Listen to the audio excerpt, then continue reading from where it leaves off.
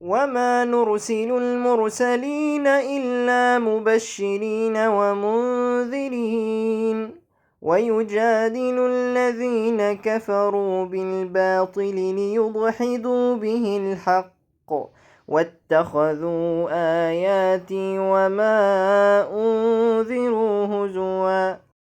Okay, so today we have a very unique podcast here. We have some friends here. We were talking earlier to discuss the importance of the NBA and the greatest players of all time. That's what we're going to talk about. It has nothing to do with faith, nothing to do with religion, no discussion. But in all seriousness, I've been looking forward to this for a while. I know it's a bit of a sensitive setup to have it like this. We discussed it was supposed to be a different couple different individuals, brothers from your end coming in, and then Mohammed Hijab and I had a call together. We had a Zoom. He had some challenges, and I got to give shout out to Eddie, the Dean Show. He's here with us as well, but he's sitting outside to have the discussion for us to be here together. Robert, I respect all of you for coming out. Truly, I respect you for coming out. My outcome, I want to first share with you and the audience what my outcome of this is. So as a father of four, I'm a little bit concerned on what's going on with the country in America. I escaped Iran. We went to Germany at a refugee camp, then we came here. I now have 4 kids, and I love America. I think this is an incredible nation. It's changed my life. But some of the things that's going on right now, it's kind of weird. It's strange. It's not normal. It doesn't seem normal to me. And I have friends. I'm a Christian myself. I'm a non-denominational Christian. People know that's my position. But I have a lot of friends that are Muslims. I have Scientologist friends. I have Mormon friends. I have Jews, who are here with us as well. So I wanted to bring this up because we're going to discuss a few different things today. Number one is the differences in the religion of Christianity and Muslim. We'll discuss that. And then we'll discuss the enemy. Who is the enemy to Christians? Who is the enemy to Muslims? And then we're going to share who our common enemies are. And some funny questions I want to ask you. We'll have some levity here as well to enjoy the discussion. And then there'll be an opportunity for you guys to also discuss with each other. This is not a debate. This is a discussion. Of course, there's going to be moments of debate and you giving your point of view. That's going to happen no matter what. Naturally, the setting is where that is going to happen. But I want to make sure everybody knows that's my outcome. I think there is an area where if we can find common enemies, the enemy's greater than we think. At the end, that's my outcome. But with that being said, let me properly introduce everybody. So first, we have Daniel Hariratju. I said it 7 times properly, and then when we're on, I can't. So Daniel Hariratju attended Harvard University, where he majored in physics and philosophy. He is a Sunni Muslim debater who specializes in debating anti-Muslim figures. He founded MuslimSkeptic.com and teaches Islam at mosques and universities around the world. Thank you for being here. Thank you, Patrick. And he has a book here as well, The Modernist Menace to Islam. We'll put the link below as well, Rob, so if people want to pick it up, they can. And then we have Jake Brancatella, right, who is here with us. I was telling him earlier, I'm used to that last name more often with some of the friends we interview. He is the Muslim metaphysician, is a convert to Islam. He holds a BA in philosophy and is currently studying for a master's in philosophy and theology. Jake primarily debates Christians and atheists and is an active member of the Muslim Debate Initiative. Then we have Brother Rashid here to my right.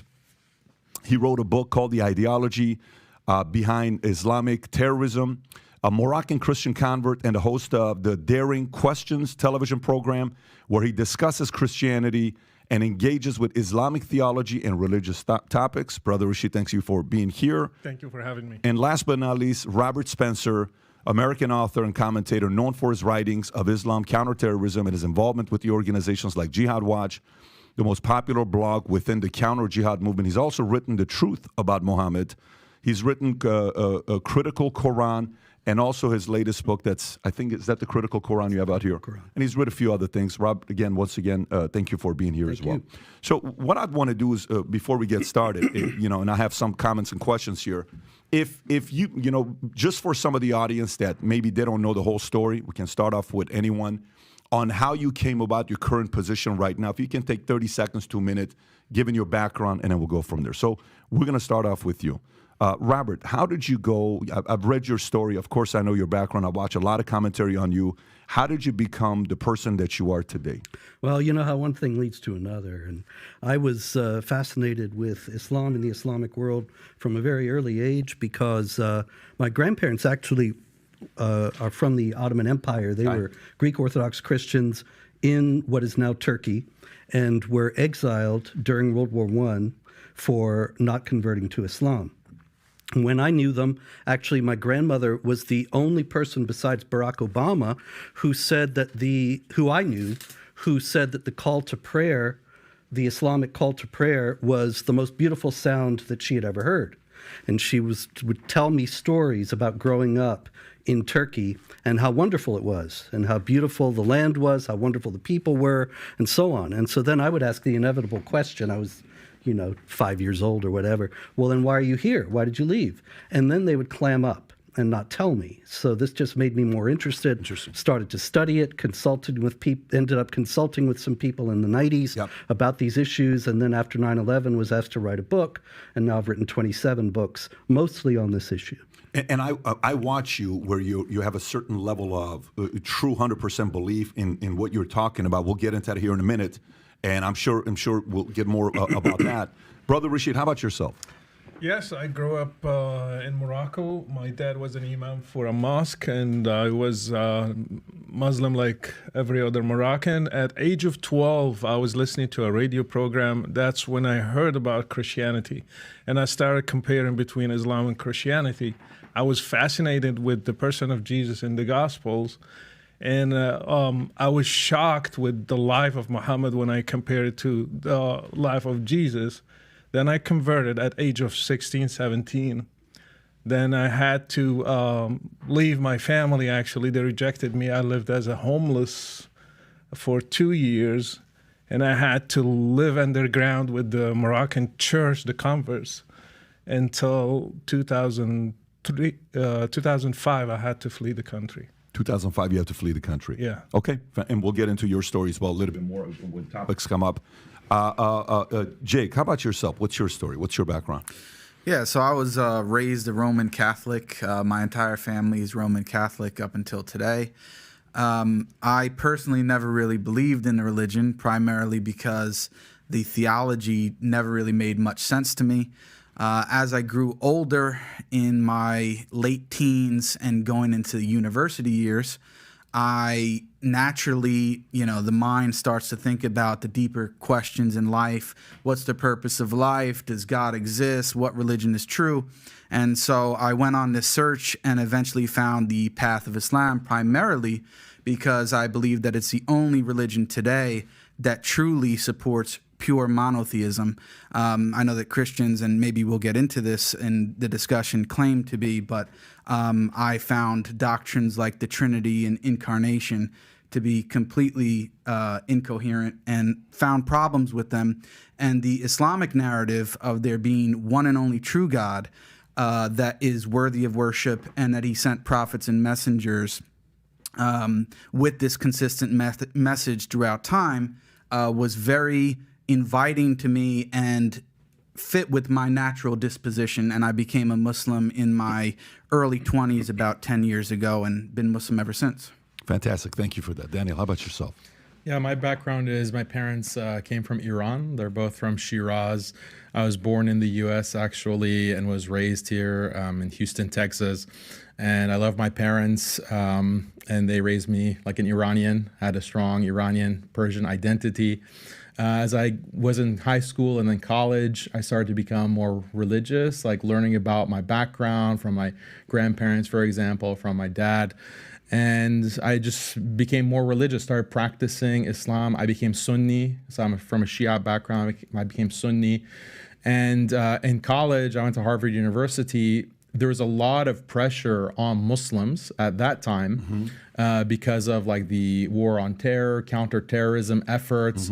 And there was this effort to liberalize Islam and to say that traditional Islam or the Quran or the Prophet Muhammad, peace be upon him, their teachings are not consistent with modern life, with modernism and liberal secularism.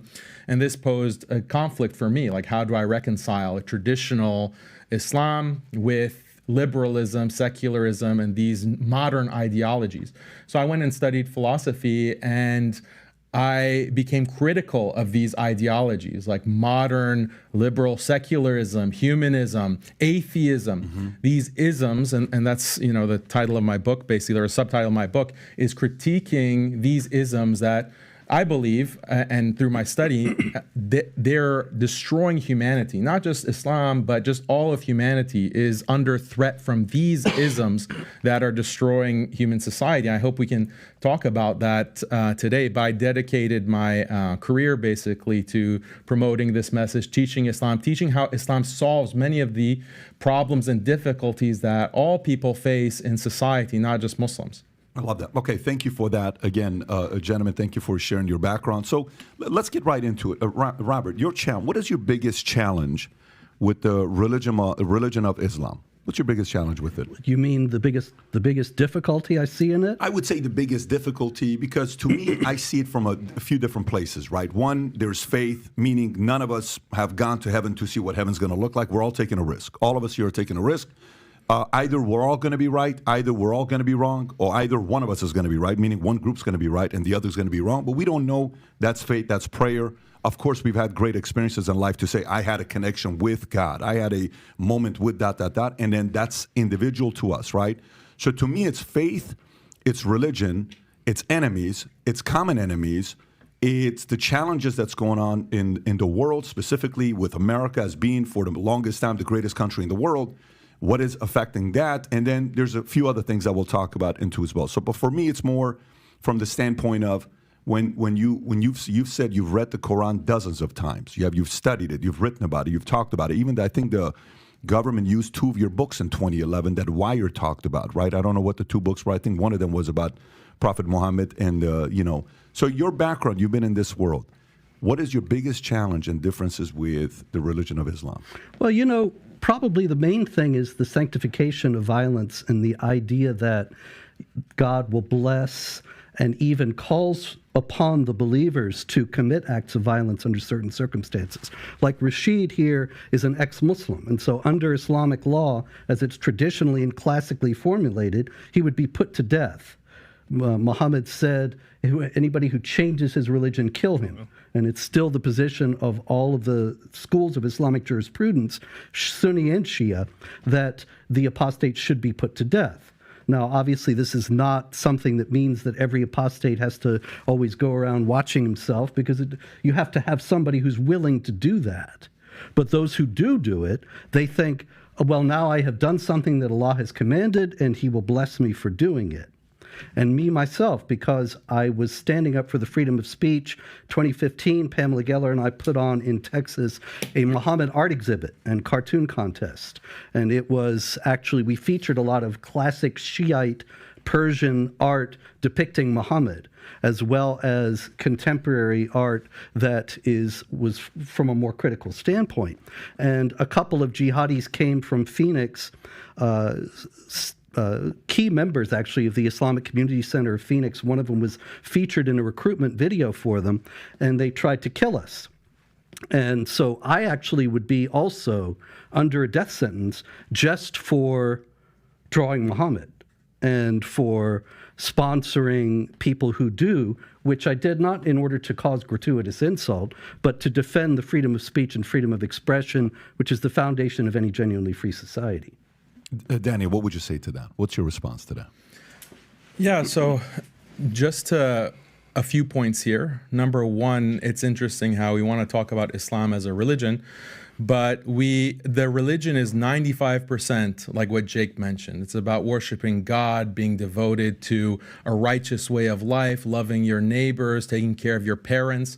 That's what 95% of Islam is about. Yes, there are criminal punishments, which we're going to discuss. There is conquest, there is war theory, there's all of this in Islam.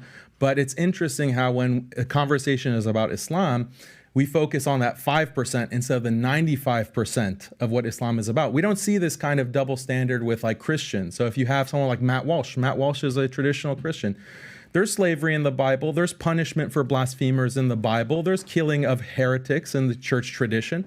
There's no discussion of that with Matt Walsh, right? Or Ben Shapiro. There is killing of blasphemers in the Hebrew Bible. There is, punishments for apostasy in the Talmud. There's no discussion of that with Ben Shapiro. You can talk about, other values, and that's what the discussion focuses on. But the Islamophobic narrative is just lasering in on these specific topics, which is fine. We can discuss that, but I just want to note the double standard. So the other framing of this whole discussion that I want to put out here, though, is that I'm wondering, like, this standard of, there should be no punishment for blasphemy, for example. Let's just put that out there. There should be no punishment for mocking and insulting a religion, attacking people's values. Is that coming from a Christian perspective? Is that coming from is that coming from the church tradition? Is that coming from the Bible? Because when we look at the Bible, we see in Leviticus, we see in Deuteronomy that blasphemers should be put to death. Even if you entice, the Bible says, if you entice like your son or your daughter or your wife entices you to worship other than God, then have no mercy. Put them to death without due process mentioned, without any kind of court or tribunal. The husband or the father should just immediately put them to death without mercy. That's what the Bible says. So when Robert wants to criticize Islam, I'm wondering, is that criticism on the basis of the Bible? Is that on the basis of the church tradition? Or is this a liberal, secular, modernist critique of Islam? So I want to know, am I debating or discussing with two Christians or two atheists or two liberal secularists? Like, that's a clarification that we need. May I? Yes. This is a very important clarification, and there are a couple of distinctions that have to be made. One is all of your examples from Christianity are from Old Testament law, which if you had studied Christianity, you would know there's no sect of Christianity, no school of Christian thought, no tradition within Christianity that holds that Old Testament law applies to Christians for all time. As a matter of fact, it never did apply. Even in Judaism, after the destruction of the temple in 70 AD, the rabbis redefined Judaism so that even they don't teach that those punishments have ongoing validity. So you're talking about something that nobody in mainstream Judaism or Christianity thinks is valid today versus something that unfortunately all too many Muslims do think is valid today. And the bringing up of ancient historical wrongdoing is all very well, and there's certainly a place for that. I've got no interest in denying any of the misdeeds of Christians throughout history. But the problem that we have in Islam is that these passages of the Quran that are problematic, passages of Muhammad's traditions that are problematic, they are still considered to be in force by very large numbers of Muslims, such that all the major terrorist groups around the world are Islamic groups. And you don't have any Christian terrorist groups saying Jesus is Lord and blowing people up. There's a reason for that. And the reasons have to do with the interpretative traditions in both religions. Can I comment? Yeah, go ahead, Please. Yeah, so I would ask Robert a very simple question that I think gets at what the real issue actually is. Do you believe that it's inherently immoral for an apostate to be put to death? Do I believe that it's inherently immoral for an apostate to be put to death? Is it inherently immoral? Well, I know this is some kind of trap, but in any case, no, I don't I'm just see any looking reason. for honesty on your part. That's all. You can always have honesty on my part. Everything I tell you is the truth. Okay, so go and ahead. the fact is that I don't know. I tell you the truth. I haven't thought about it. Okay, but, you haven't thought about it. Well, you're writing all of these books on Islam how are talking you about criticizing apostasy, Islam? Right. And you don't even know if this is inherently immoral. That's quite shocking, No, Robert. I would say that I don't think that it's moral to put the apostate to death. So it's But immoral. As it comes to my books about Islam, I'm just reporting on what Islamic clerics and the Islamic tradition teaches about passages like when Muhammad says, if somebody changes his religion, kill him. So but if you look, for example, in chapter 4, verse 89 of the Quran, in the critical Quran, where it says, if they turn renegade, then come and kill them wherever you find them, then I give Islamic authorities who actually say that this should be done. And that is something people need to know. Now, whether you're talking about in the ideal society, you have apostates put to death, I don't think so, because I believe in the freedom of conscience and the idea that of the dignity of the human person, which is a Christian concept that's not in Islam.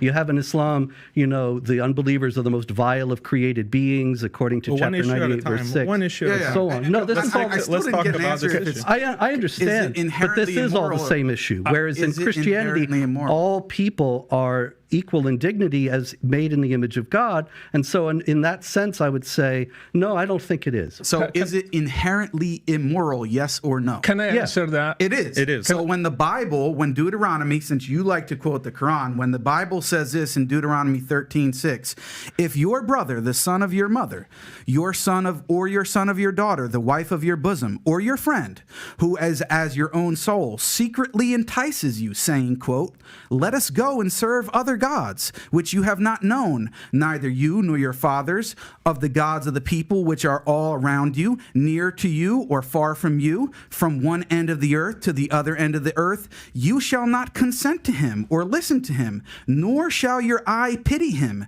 nor shall you spare him or conceal him, but you shall surely kill him. Your hand shall be first against him to put him to death, and afterward the hand of all the people. And you shall stone him with stones until he dies, because he sought to entice you away from the Lord your God, who brought you out of the land of Egypt from the house of bondage. So all Israel shall hear and fear, and not again do such wickedness as this among you. So let me finish. Let me comment on the passage. So when your loving God, Jesus Christ, who you believe is God, who revealed the Old Testament and revealed this as a law for the people, and you said that it's inherently immoral for the punishment of apostasy to be death, then you are charging your own God and supposedly loving Jesus with immorality. Not sir. at all. If you don't see that contradiction and hypocrisy, it's not in the least. Can't really do much for you. Well, it's not in the least contradictory or hypocritical, because that is God actually ordering something directly. Was God wrong for that? Now, the question here is whether the Muslims, when they put people to death for apostasy today, are likewise authorized by God in some direct manner. Now, obviously, that's what matters. Yes, the question is... And it's not inherently immoral. It just matters what is the correct religion and whether or not God is actually revealing it. Yeah, if you study the Old Testament, you will actually find that there's a great deal of discussion about passages like that, and whether they are actually commands by God, whether they were understood by the faithful, interpretations by the faithful. The evolving understanding in the Old Testament and the New, and in Jewish and Christian tradition, is something that unfortunately is absent in Islam, such that in Jewish and Christian tradition you have the understanding of the dignity of the human person that ultimately made people realize that putting people to death for apostasy was not something that was acceptable. Yeah. But the idea that it was a localized command at some point or understood to be such, that is not the same thing as people nowadays thinking they are the executors of the wrath of Allah because Muhammad says, if anybody changes his religion, kill him, and the Quran says that you can soothe your heart by fighting the unbelievers and so on. So Robert, can we hear from Brother Rashid for one? Brother Rashid, go for it. What's on your mind? Because this concerns me. Do you believe I should be put to death? I believe that the punishment for apostasy in a correct Islamic state is death. I believe that that's the correct... Let me finish. Let me just respond, sir. I believe that that is the correct punishment which has been revealed by God both in the Quran and the Bible. And for Robert to turn around let me finish. I asked you, do you believe I should be killed today? I answered you, sir. Yes or no? I answered you. Yes or no? I answered you. I think he said yes. You want me to answer? I said. Yeah, you answered me. In a proper Islamic jurisdiction, an Islamic nation, all of the laws of Islam and the Sharia as revealed by God should be applied. So if we were in that kind of state, would you do it? Including I'm not the one that executes with proper due process, with a proper court hearing, just like any nation of laws. the laws of the Sharia should be applied, including the death penalty for not only apostates, but also blasphemers. You didn't answer me, yes or no? We did answer Yes, you. we did answer. Yeah, so I should be killed. We did answer. I your question. deserve to be killed because I left Islam and became a Christian. According to Islamic law, an apostate like you would be killed. Yes. Okay, thank you. And according to the Bible let me. This is a fallacy. blasphemer, This so- is a fallacy. Robert, too cocky. Like you want to say not a you have fallacy. it too. It's a fallacy. No. Let us discuss this because Why is it a fallacy? it's a fallacy. It's let me showing- let, it's let showing me your finish. Let me hypocrisy. finish. Let me finish. Please condemn Jesus. Yeah. please. Oh, you think you Condemn should? Jesus. Robert already Okay, condemned let- him. let- No, let me- you're lying. Let me Let's finish. be on let me record finish. saying you're That's lying what about happened. that. Let me finish. That's what happened. Let's- You said let's- eventually you we convert- realized you let- You're eventually- lying. Just let me finish. You Let's hear converted. Brother you- Rashid, and then I'll come to you. Go for You it. converted from Christianity to Islam. Your life is not under threat here in the U.S. I converted from Islam to Christianity. My life is under death. That's the difference between Christianity and Islam. Okay, so let me ask you this. Yes. I got a question for you guys. I'm a data guy. I'm a finance guy. How many Christians have died going from being Christian to Muslim? How many Muslims have actually been killed or died going from being a Muslim to a Christian? There's no data on that because these kinds of things are not recorded. They're not considered crime. There should be, in though, right? I Islam. mean, shouldn't there even if there's some stories to be able to say, Yes. you know, XYZ individual. I have stories. I have one in Mauritania who was condemned to be executed. We just got him out to Paris because we negotiated with the government there. I have people right now in Libya. They are under death penalty in Libya.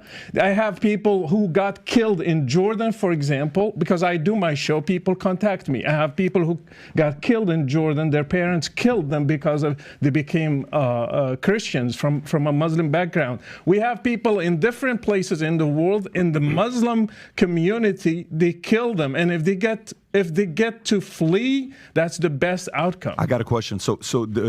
While I'm studying this, there's also Daniel said something very interesting where the guidelines of Quran is based on the jurisdiction of the government, meaning where you live, the religion is follow whatever the laws are of that nation. Meaning, you can correct me. I'm just giving you what I've looked into.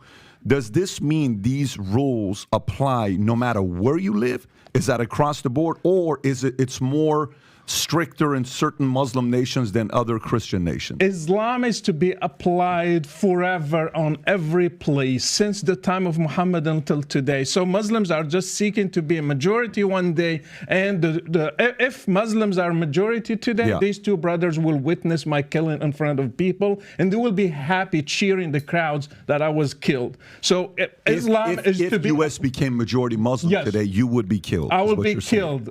Sharia is to be applied everywhere, every time, and that's the biggest difference with Christianity, because Jesus came and he stopped the Old Testament. He stopped he didn't stone the lady who committed adultery. He said in the law, tooth for tooth, and he said, no, you turn the other cheek. Jesus stopped the Old Testament. They don't have a New Testament in Islam. They have worse than the Old Testament. They have something that Muhammad never corrected. So today we have to do jihad. Today we have to kill the apostate. Today we have to kill the person who doesn't pray, even a Muslim. If he stops praying, he should be killed. If he has no excuse, he should be killed according to Islam. I'd like to give them a chance to respond. Daniel, what would you, because the point I think you were making was how that maybe doesn't apply based on what the countries are. And then he makes a good point about saying, but if U.S. eventually becomes majority Muslim, then that could be the criteria that we have to follow in U.S. What's your response to that? Yeah, so there are a lot of inaccuracies in what he's talking about. I want to reframe the issue because he's saying that his life is in danger. But the lives of Muslims are in danger under a secular, liberal hegemony. And I know that some of the viewers might not be following what I'm discussing, but look at the war on terror, or even look at me personally or Jake. But I say things that are contrary to liberalism. I critique and criticize liberal secularism. What is liberal secularism? It's this philosophy that came out of the Enlightenment, out of the 18th and 19th century in Europe, and it was imposed on the entire globe by force through colonialism, through imperial wars. And the idea of liberal secularism is that morality should not be based on these old books like the Quran and the Bible. We have to use reason and science to maximize individual happiness, individual freedom, and equality. And this is the best system of life. It's an atheistic system of life. We need to have separation of church and state, etc. This is the dominant, I don't want to say religion, but it's a dominant ideology in the world today. And it's imposed through, the UN Security Council, international rights law, etc. But it's coming from a very specific philosophy that is anti-religion. It's anti-Islam. It's anti-Christianity, anti-traditional Christianity. I criticize this system. And Muslims who criticize this system are put on watch lists. We're banned from traveling. Some of us are drone striked. Some of us are detained. Some of us face all kinds of canceling, deplatforming. Our livelihoods are threatened. I get death threats all the time.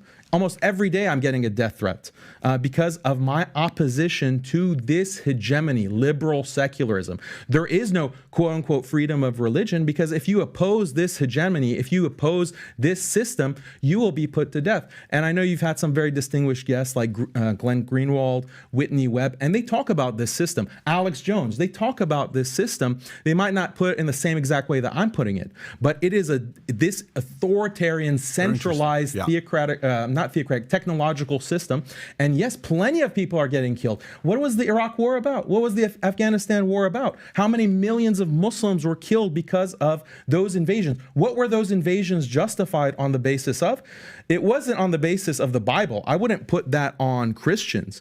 I would put it on spreading freedom, spreading democracy, spreading liberal values and quote unquote women's rights. That's what millions of Muslims in the past 20 years have been killed for, slaughtered, genocided because of this ideology. So yes, Muslims are under threat. Muslims are far more threat than, the few Christians here and there that might leave Islam to become Christian. Go for it. Well, in the first place, when it comes to secular liberalism, Daniel and I are completely in agreement. We're both against it. We both see that it's evil. And in that sense, you were talking about working together, finding common ground. That is the common ground that we have. The idea of the invasions of Iraq and Afghanistan were completely wrong, based on false premises, false assumptions, based on the idea that they could bring democracy to the Islamic world. It was never going to happen. And I was warning about it before it started, but was not heeded. But the fact is that, and also when it comes to death threats, we could probably have a contest and see, but I get them many daily, mostly from Muslims, but not always. And the left is increasingly unhinged and out of control. But if Daniel is positing that Islam is somehow the alternative, then I would wonder, how is it that all the Muslim politicians in the United States, including an obvious publicly Sharia adherent one like Ilhan Omar and Rashid Tlaib as well, Keith Ellison, the Andre Carson, the publicly Muslim Quran adherent politicians, and yet they're all very far on the left, and they're aiding this secular liberal monster that Daniel so rightly opposes. And so it's hard to see how Islam can be the remedy when you don't even have a single politician of the Islamic faith who is standing against all that. Brother Rashid, what's your biggest criticism of, because you were a Muslim before and you converted. What was your biggest reasoning for doing so? My biggest reasoning, and I want to comment on a point that I forgot to comment last time. Our brother, he said the 5% of Islam we're focusing on. Right. If you have this glass of water and you have 95 for it is water, but 5% is poison, it's going to kill you. So this is exactly what we have with Islam. Yes, you can talk about God, you can talk about worshiping, but how about violence against people like me? How about violence against Christians and Jews? You are ordered to wage war against them. That's what happened to my ancestors in Morocco. Berbers, they were Christians, they were executed, they were enslaved. That's what happened to people in Egypt, in Iraq, in Syria, and even in Europe. How about that? How about people who, for example, against women, Islam against women? And women, we should note that they endorsed the death penalty for apostasy right here. Yeah. So let me just finish. As does Jesus Christ. And against women, women should be beaten if they disobey their husbands. My mom was beaten, my imam dad. When I asked him why, he said, it's in the Quran. You cannot object to that. They cannot object to it. It's in the Quran. It should be applied. It's a permission for men to beat his wife. It's in the Quran. It's the word of Allah himself. Again, when I studied the life of Muhammad, in 10 years, he waged 83 wars in 10 years, 27 wars and 56 raids in 10 years. And you are going to teach me that Islam is peaceful? No, it's not peaceful. Are you going to give a Nobel Prize for somebody who waged 83 wars? No, you will not. And another thing, Muhammad is not a role model. Jesus is. Muhammad, he had many wives, 11 of them. One of them, she was 9 years old. He was 53. I am 50. I cannot marry a girl that has 9 years old. You cannot. That's abuse. And Muhammad did that. Can we do one issue at a time? Let me finish this. He raided a Jewish tribe. You cannot compare Jesus with Muhammad. Jesus never killed a person. He never killed an apostate. He never waged a war. So he was a role model for me. That's why I loved Muhammad and I wanted to follow Jesus. They are going to keep trying, bring the Old Testament. Name one person that Jesus killed because he was an apostate. Judas, he gave him to the Jews, and he never ordered his disciples to kill him. These are the rules that they want to apply today. If we criticize Muhammad, we should be killed. Like what happened with Charlie Hebdo. Do you think those people, they just killed the people who drew the caricature for Muhammad just because like that? No, because it's written in Islam that they should kill people who criticize Muhammad. So Islam is a big problem. Even the 5% can kill whole humanity. Can I have a response? Sure, please go for it, Jake. And I want to comment on what he said and also Robert's remark about us endorsing the punishment for apostasy. Yes, we do. Why? Because our claim is that we are actually faithful to our scriptures. You guys are not. You want to avoid the Old Testament, and I want to give you an analogy, Patrick, because you're a business guy. You have many businesses, okay? And you have policies that you have to put in place based on social interaction in the workplace and all that kind of stuff. Now, you may make amendments to those policies based on new data, new information, how things are actually going based on those things that you put in place. Now, when you do, right, and this is the analogy between the Old Testament and the New Testament, are you willing to say that, well, yeah, thinking to myself, yeah, Pat, yeah, you were wrong, actually, when you said it was okay to do such and such. That was actually wrong, and you then put in the correct one.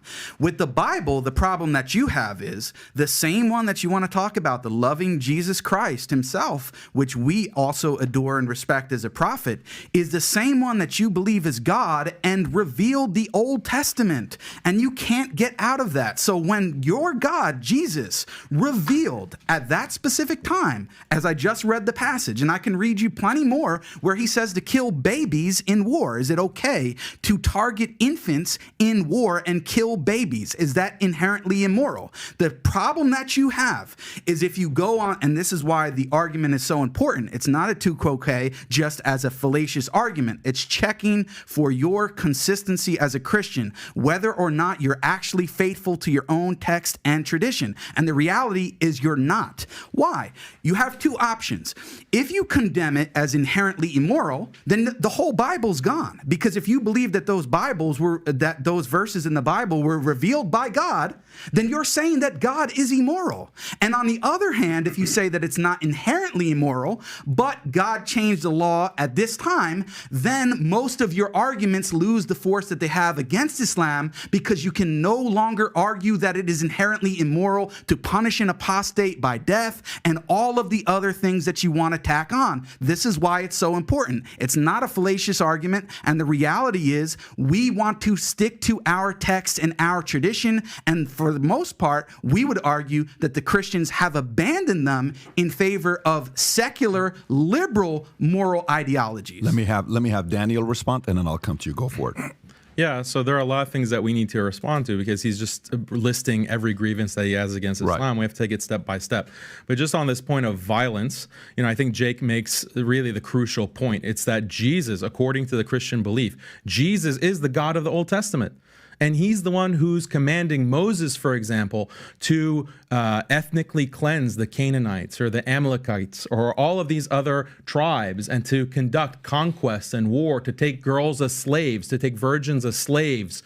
This is in the Old Testament, sure. So Christians have to deal with that moral problem. A lot of Christians, unfortunately, they just throw the Bible under the bus. And, how is that justified? But it's not just the Old Testament. It's also the New Testament. The New Testament also endorses slavery. The New Testament also has the book of Revelation where Jesus is going to come, which, by the way, Muslims also believe that Jesus is the Messiah. He is the born of the Virgin Mary, and he's going to come as the Messiah to establish God's kingdom on earth. Muslims also accept and believe that, and we're anticipating that.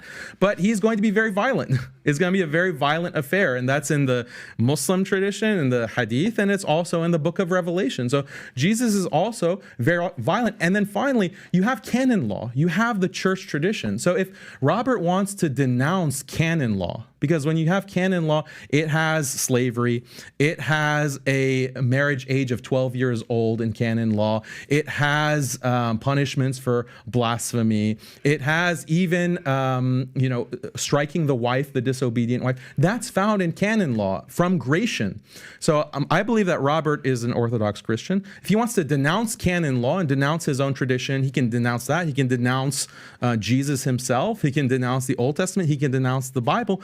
The New Testament, that's fine. That's fine. He says that, our religion adapts, our religion changes. But that's actually the problem, Patrick. When we're talking about wokeism, when we're talking about if you can say that, that's the Old Testament is for those times, it's not applicable now, right? That's the argument. The violence, the killing of blasphemers, that's for old times. We've changed, but Muslims are not willing to change. I say, yeah, Muslims are willing to stand by revelation. The problem with a lot of Christians, not all Christians, a lot of Christians, Jews, Hindus, they all have these practices in their books. Buddhists, they all have these practices, and they're pressured to change and update. And so if you can get rid of the conquest and the violence and the punishment for apostasy, why not just get rid of the prohibition of cross-dressing, the prohibition of homosexuality, the prohibition of drag queens? Why prohibit any of that? Maybe times are different. Maybe we need to adopt drag queen story hour in our church. Maybe we need to adopt, all of these woke practices. Why not? And Robert, here's what I would say. You're making a very good argument. And I can totally feel where you're coming from as well.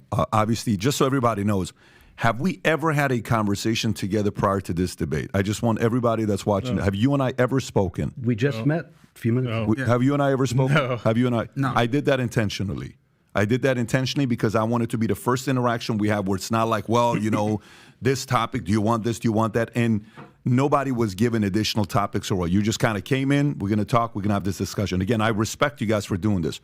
I think the part I agree with Daniel, and it could be a leak, it could be a flaw, or it could be a strength as well as the following.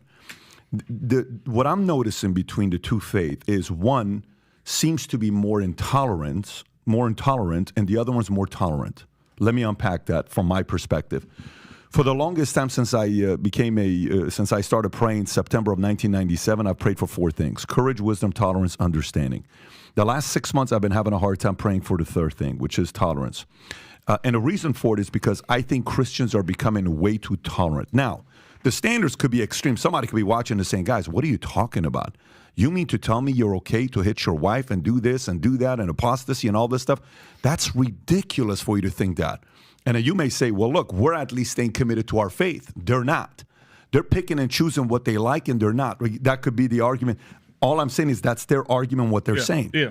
But then the other side is when you're saying what you're saying, stats came out right now as well.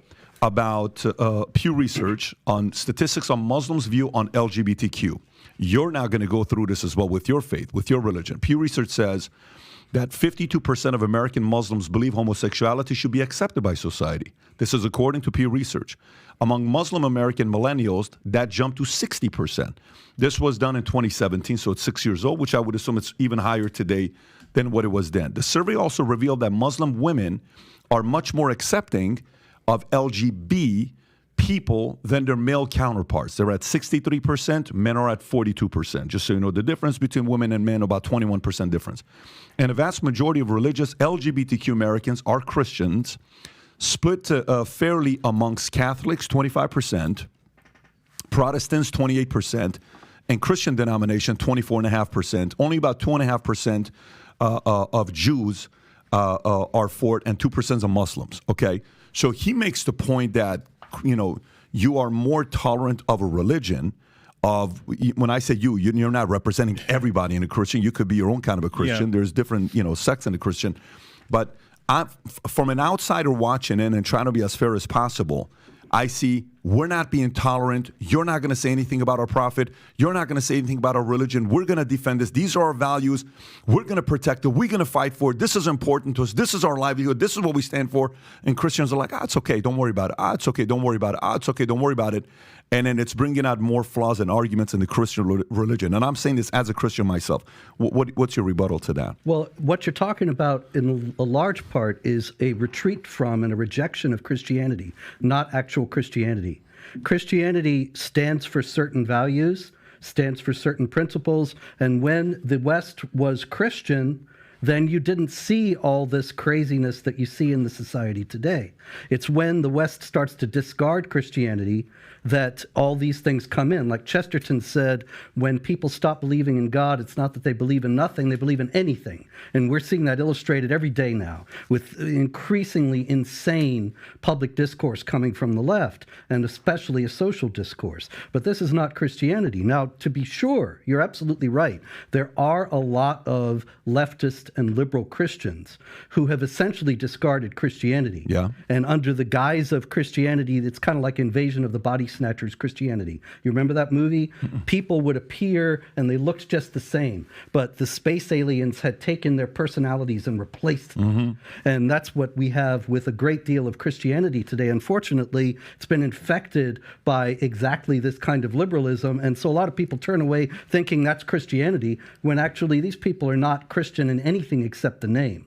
But there's a great deal more that Daniel mentioned. Am I going to get a chance? You can respond right now. Okay. Yeah. The problem that you guys have is that you're reading the Bible as if it were the Quran. In the Quran, it's dictated. Allah dictated every word, and it's applicable for all time. It's all flattened out and on the same level. The Bible is simply not like that. In the first place, you have the very simple notation of the Gospels, the Gospel according to Matthew, Mark, Luke, and John. Now, in the Christian faith, Matthew, Mark, Luke, and John were inspired, but that doesn't mean that God was dictating to them and that it was beyond their human understanding. Like when St. Paul, in one of his letters, and he says, I'm glad I didn't come to baptize any of you. Well, actually, I did baptize a couple people, and I forget who else, but I still didn't come to baptize. It's not that God is forgetting who he baptized and who he didn't, but Paul is working from his human understanding, and yet he is speaking the truths, the eternal truths that God wants him to communicate. A lot of the Bible is the record of the evolving understanding of the people of God about precisely a lot of these issues that you're talking about.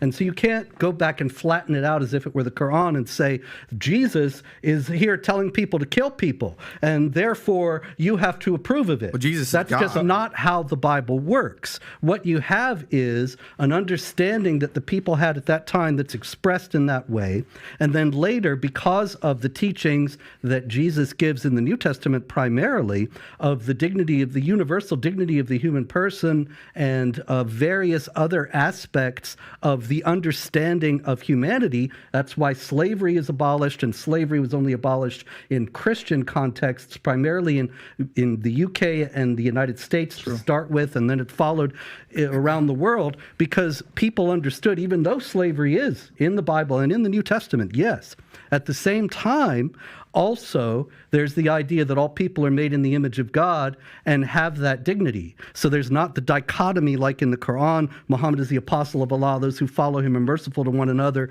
ruthless to the unbelievers, at chapter 48, verse 29.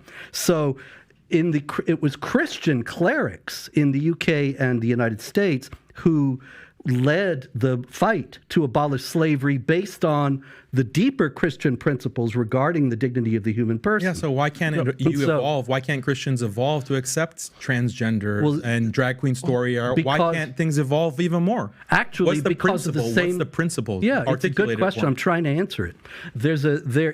It's because of the same principles. The idea of Human transgender... dignity. Human dignity, and that means both physically and spiritually.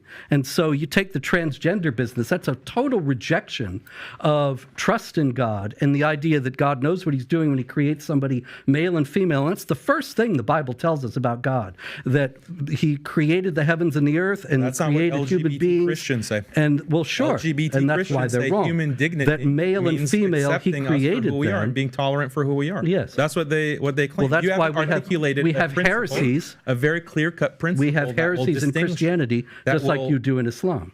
No, but I want to understand what is the principle that I was just telling you that if you have human dignity. You're talking over me, but I'm trying to explain it to you. Because you're not answering the question. No, I actually am answering the question, but you keep interrupting me and making it impossible for me to make my point. Give me the principle. So if you had the basic courtesy to be quiet for a second, then I will return it to you when you respond. Sure, go But ahead. the idea that when it says male and female, he created them, that's not just an incidental point, but that is fundamental to the human identity and to the nature of the person that has that dignity as being made in the image of God. And consequently, to say, oh no, God made a big mistake and I'm really a woman, that is a fundamental rejection of any kind of Christian principle. That's not what transgender said. Let me ask a question here for the point. I want to transition off this topic to the next topic. By the way, you know how the Constitution, we've had 27 amendments in the last however many years we've been around, right? Based on what he just said, my interpretation, what he said is the religion of Christianity has made many amendments over the years, okay? Somebody could interpret as the New Testament as a form of an amendment. You can push back. I'm just giving the audience, trying to see what the average audience may be thinking about. They may say, no, the Quran is the Quran is the Quran. We follow what was taught back in the days and we're sticking to it and there's no amendments. What's your rebuttal to that? Can I comment on this? Please, yes. You understand what I'm saying, right? You understand the question. I understand the question. First of all, they are talking about amendments. They have something in Islam called abrogation. It's like an amendment. God says something, and then he changes it. For example, he asked the question, was it moral to kill the apostate? I can ask him the same question. How about zawaj al-mut'a? Like you marry for, like it was practiced in Iran a lot. It's not inherently immoral. It's not inherently immoral. Why? We can answer it. Why it was stopped? Why Muhammad stopped it? No, if it was immoral. The difference. I'm just giving you an example. You asked us the question. No, so no, let's answer. I'll let you answer. I'll let you answer. In Christianity, Jesus came, he stopped so many things in the Old Testament. That's our principle. He stopped, for example, sacrifices. We don't sacrifice animals. He stopped the adulterers to be stoned. He stopped so many things, like tooth for tooth. He stopped that. So Jesus stopped so many things in the Old Testament. You don't want to accept that. That's your choice. For example, why his disciples never killed an apostate? Why his disciples never They didn't have political power. As soon as Christians gained political power in the Roman Empire, they started doing these things. They didn't have the jurisdiction to do so. They didn't kill They were the anybody. minority. They weren't in power. As soon as Christians gained power within the Roman Empire, they applied the Old Testament laws, the New Testament laws. It's not true. It is codified in the canon law. Do you know? Are you familiar with the canon law? Yeah, I want to talk about that. Yeah, please explain the canon law. Brother Rashid, if you can get close to the mic so the audience can hear. Yeah. Jesus never waged a war. He never ordered one. There were other Jews who did kill Romans and who did kill people, zealots, the people called Ghayorun. So Jesus never ordered that. His disciples got killed, not waged war. They got killed.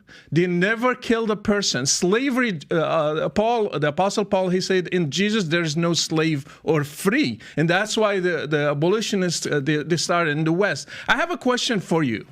You are benefiting from human rights and freedom of religion in the U.S., and you are trying to get us back to Sharia. For example, you converted from Christianity to Islam. Alhamdulillah. And you want to bring a law that kills the apostate. Do you want to be killed for converting from Christianity to Islam? Do you want that? Do you believe it's correct? Do you want it? Do you believe it's correct? So he doesn't answer the question. Do you want it? Give us the principle is the golden rule. Do not do to people what you don't want them to do to you. So you talk for a long time. Can I respond, please? Okay. Both of you keep running from the Old Testament and the argument that I've given. Jesus stopped it. We are not running. Jesus stopped it. We let you speak for a while, sir. Please let me talk, okay? Is Jesus God? Well, yes, the answer is yes. You do believe that. Did God reveal at least parts of the Old Testament? Well, of course you believe that. Now, Robert wanted to make a distinction. He brought up an example about Paul trying to remember how many people he baptized. But in the Old Testament, when it says that God is speaking and that God commanded X, was that just somebody making it up or misremembering? No, the Bible says it's God. So listen to this passage. 1 Samuel 15, 1-3. And Samuel said to Saul, "The Lord sent me to anoint you king over his people Israel." Not, oh, I'm just talking at it, my backside. "Now therefore listen to the words of the Lord." Who are they? They're the words of the Lord. They're not the words of Samuel or your neighbor John or whoever else. "Thus says the Lord of hosts, I have noted what Amalek did to Israel in opposing them on the way when they came out of Egypt. Now go and strike Amalek and devote to destruction all that they have.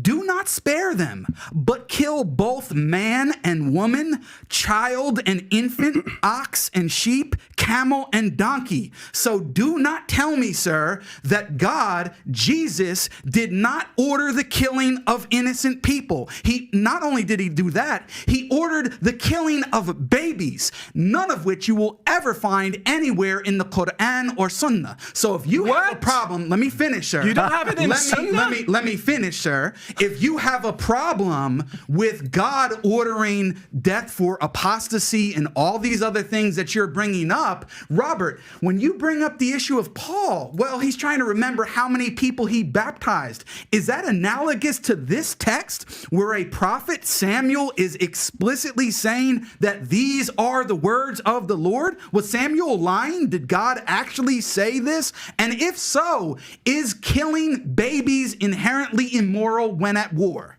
Yeah, killing babies is bad, Jake. Yes. Is it inherently immoral?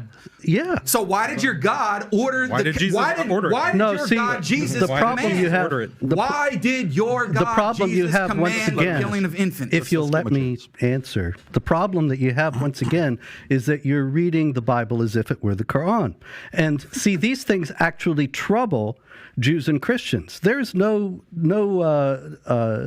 reason to cover up that fact that these passages have caused difficulty for Jews and Christians throughout history. And some people would say, actually, these things never happened at all.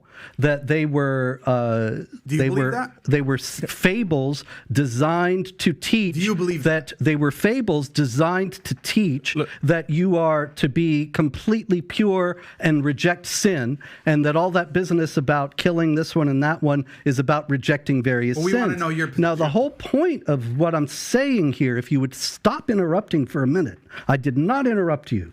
The whole point of what I'm saying here is that these passages precisely in the fact that they have caused trouble for Jews and Christians and have led to differing interpretations of them, demonstrate that the Jews and Christians both have an evolving understanding that comes from later revelations and that comes from their own interpretation of the revelations that they received, such that they can say unequivocally that, yes, killing innocent people is wrong. Whereas you have Muhammad, and they ask him, you're throwing rocks, you're catapulting stones into the infidels' city, they got women and children in there, and he says, oh, they're among them. In other words, it doesn't really matter if you kill women and children because they're all infidels. And you don't have any kind of critical stepping back and saying maybe that is not to be. That's the one I'm talking about. Can you read this to him? He Yeah. said there's no Permissibility.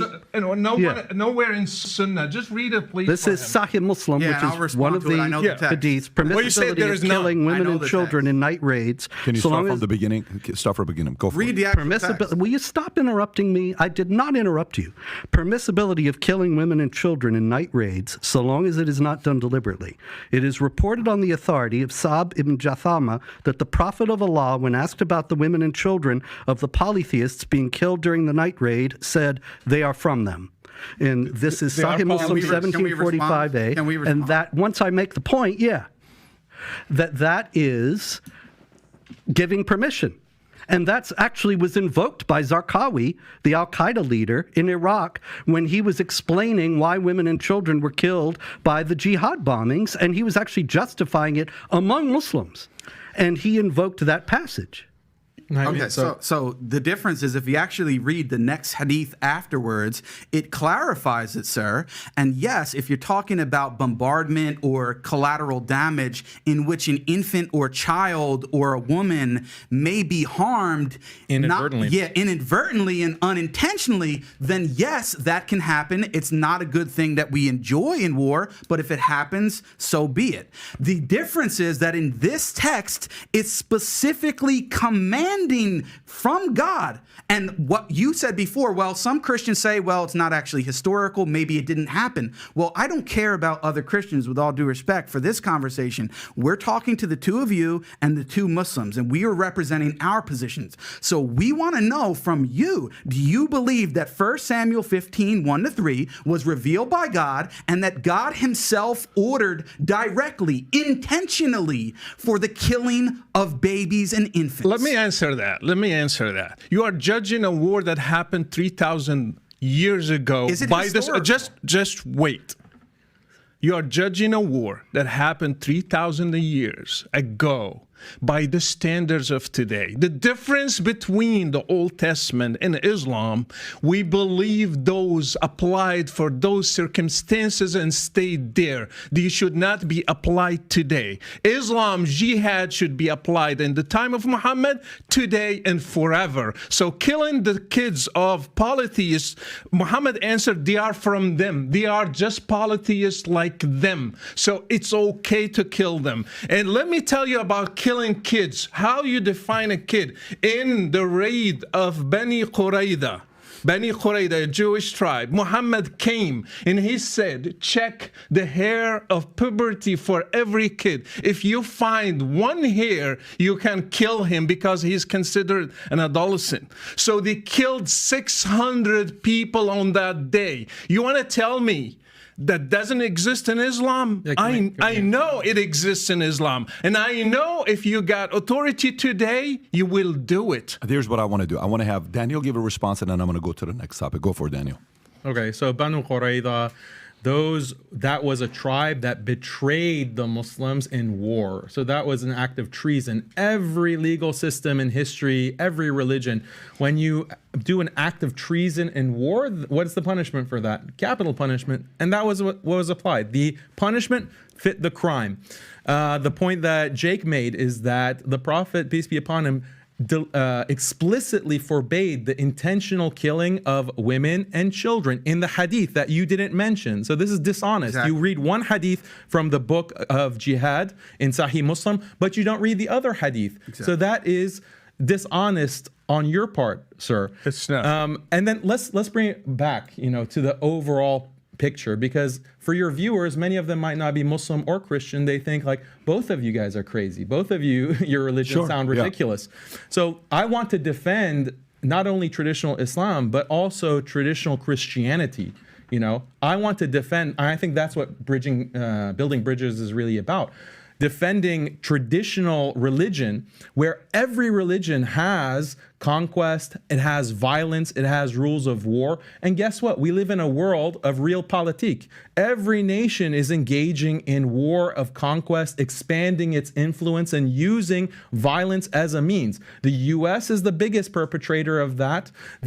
Russia now is doing that in Ukraine, endorsed by the Orthodox Church, by the way. You have China, who is also expanding its influence. So every society, every culture, every traditional religion says, yes, use means and violence if necessary to expand your influence and to conquer and to conquest and to impose what? Your values. That is something universal. As Muslims, we're proud of that.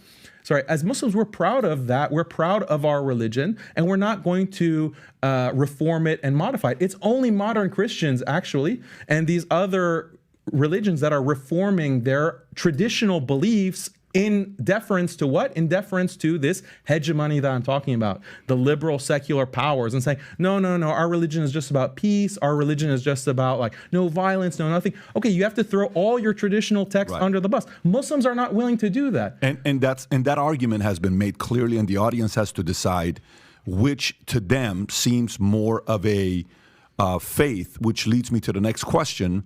A faith where you would want to raise your family in a country based on those values. So in America, when you look at the statistics, you'll see 20,000 Christians have converted to Muslim, right?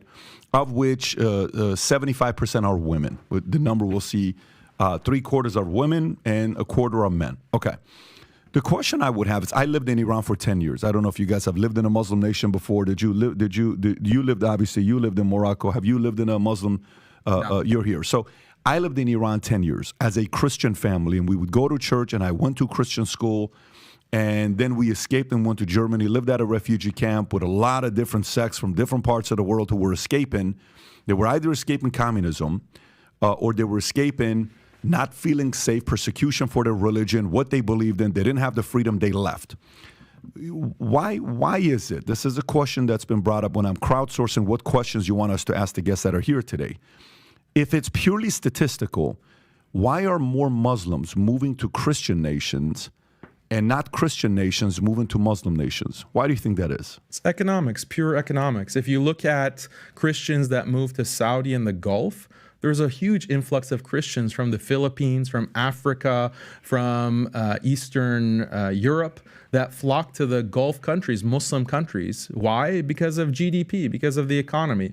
The influx of people of all religions and cultures to the US, to Australia, to Europe, it's purely because of economic opportunity, not because of there's some kind of better way of life. The way of life in the US, and I can talk to you because you lived 10 years in Iran, the culture of traditional societies, especially Muslim societies, is much more conducive to family. It's more of a family, community-based life as opposed to an individualistic, rat race, everyone is out for himself type of lifestyle that you live in the West. And that's because of the hegemony that we're talking about, because of liberal secularism, because of this pursuit of happiness at the expense of all else. When you have a religion that values family, marriage, look at the divorce rates. Look at how, I have 5 sons of my own. I'm very worried about, will they even be able to find a wife who will be faithful to them and who will want to have children, my grandchildren, who will be faithful.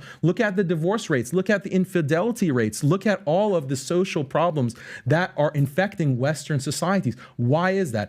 I'd argue it's on the basis of leaving traditional Christianity, leaving traditional Islam, reforming these religions. That's the problem. Look at someone like Reza Aslan. You interviewed him, I had him right? on, yeah. And you had a brilliant comment. You said that, Reza, when you're talking, I feel like you're an atheist. You're arguing, I don't think that you're actually a Muslim. Like, you're not talking like you're a Muslim. You're talking like this progressive, liberal, atheist type person. And that's what's happening to everyone. because of these political forces. And we have to resist that. We have to resist those kinds of influences in order to preserve marriage, preserve family, preserve community. That exists in the Muslim world, but it's being eroded. So why are you still here? Why are you in America? Why don't you go to a Muslim nation? I would like to do that, but the thing is that the West has declared war on every traditional society. If you don't implement Western-style liberal human rights, quote unquote, like you don't legalize homosexuality, you don't legalize transgender, you don't legalize feminism, all these things that are destroying marriage and family, we're going to bomb you. We're going to sanction you. We're going to starve your people. It's not safe for Muslims to be in Muslim countries. It's not safe for traditional Christians. Traditional Christians quoting the Bible within Europe are being put in prison for quoting the Bible. They'll literally quote a verse from Leviticus, or they'll talk about Sodom and Gomorrah. They're put in prison. This is a war on all traditional religions. And there's not a safe place for a traditional religious person in the world today because of this dominant global power. So your argument is economy, capitalism, a capitalistic society. So then the question would be, why don't Muslim regions accept the principles of a capitalistic free society to be able to attract other Christians? Because when you hear some stories, but I got that.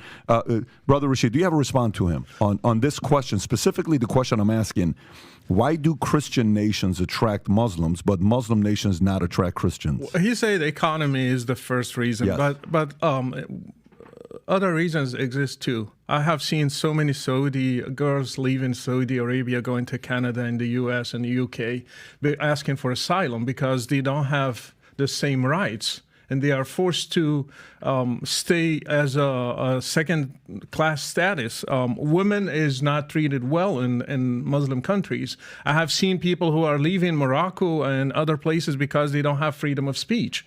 And if you say anything against Islam in Egypt or Morocco, or for me, for example, why I left Morocco. I love Morocco. I would love to live among my family, but I left not because of the economy. I was doing well, but because I don't have freedom of religion. And there are many countries that are like that. If you open the borders in Europe and the US, you have almost probably, I can't guess, but like probably 90% of Muslims will go to the West, not just because of money. It's because of other reasons. They are oppressed there. And our brothers, they have their solution to what will live is not what I am here. Of course, we have a problem in the West, but the solution they are given is worse than what we have today. For example, LGBTQ, whatever, they will kill them if we bring, let's say, let them govern with Islam today. They will throw them from a higher building. That's their punishment. I'm not with that. I'm not either this, the two extremes, either this or that. Islam is not going to give a solution. Why we have human rights in the West? Why everything we are enjoying today, it came from the West. For example, women's rights came from the West. Abolishing slavery came from the West. Freedom of speech, freedom of religion came from the West. You name it. Just give me anything. Democracies came from the West. So they want us to live under an authoritarian system, and you cannot even question it. And if you say anything against it, you will be condemned to death. For example, if I say Islam is not the right way to God, I cannot say that in a Muslim country. I will be punished for that. So we are enjoying freedom of speech, freedom of religion, democracy. We can say our opinion. We can have a podcast like that without a problem. Guess what? In Morocco, when I became a Christian, we met as Christians in closed doors. We couldn't sing. We couldn't baptize people. We couldn't name our kids Christian names. You cannot name him Luke or Mark or anything. You have to name him Muhammad and Omar and Abu Bakr. You can't name them Christian names. This is not true. It's true. I lived it. It's not. I lived In it. Islamic law, Okay, do you know Ahkam Ahl al-Dhimma? Do you know the I'm principles not Ahl al-Dhimma. I'm an apostate. Yeah, you don't talk about other Christians. Well, Christians can name their children. You lived in a Muslim country. Okay, Could let you me be finish. named Patrick, Let or me- was that against the law? Let me finish. I am a convert from Islam to Christianity, That's and different. I had hundreds like me, girls and boys. We were gathering. We were afraid of police, and we got arrested many times. We got interrogated. So let me get this straight. So I want to understand what both of you are saying. So for us, I was born in a Muslim country. My name is Patrick. My sister's name is Paulette. You're saying if a Muslim converts to Christian, you can't just name your kids anything. You have to name them those specific names. Yes. And you're okay with that?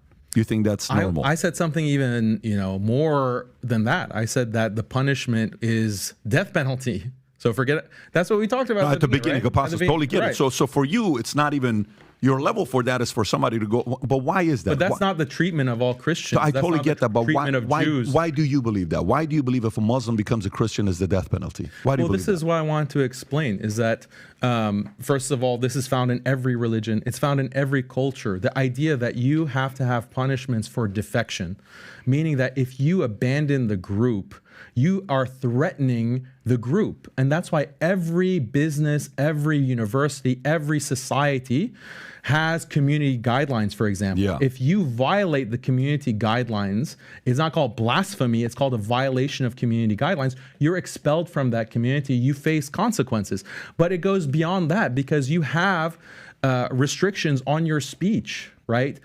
We can't look at this YouTube channel. I can't say certain things on this live stream. Otherwise, the video will be banned. Your channel will get in trouble, and then you can be prosecuted. You can face all kinds of consequences. Again, go back to your Glenn Greenwald interview, your interview with Whitney Webb. Look at the power structures that restrict speech. They restrict thought. Why? In order to preserve the power structure. Every religion has this. Traditional Christianity, that's why heretics were punished. That's why apostates were punished in Buddhism. Let me ask a follow-up on that. Sure, so when you say to me, I've interviewed almost any of the major living mobsters. I've had them on the podcast before. I don't know if that's your stuff that you would watch, but I've interviewed a lot of them. Sammy the Bull, Michael Francis, a lot of these guys. Okay, so I can see you with your last name. Yeah. So when I interview these guys, one of the things that they have, and Sammy is he says, look, I'm a mafioso. I'm a true mafioso is what I am. Till today, he's in his late 70s. He still says that, right? If you step away from the life, you could get killed if you step away from the life, right? Okay, you chose this life. You celebrated when you become a made man. Now you want to leave? You got the benefits of being a made man. Now you want to leave? We're going to take your life, if based on the principles that they followed. But that's the mafia. For somebody that may say, well, then Islam is Islam following some of the mafia philosophies that if you choose to leave, you deserve to lose your life?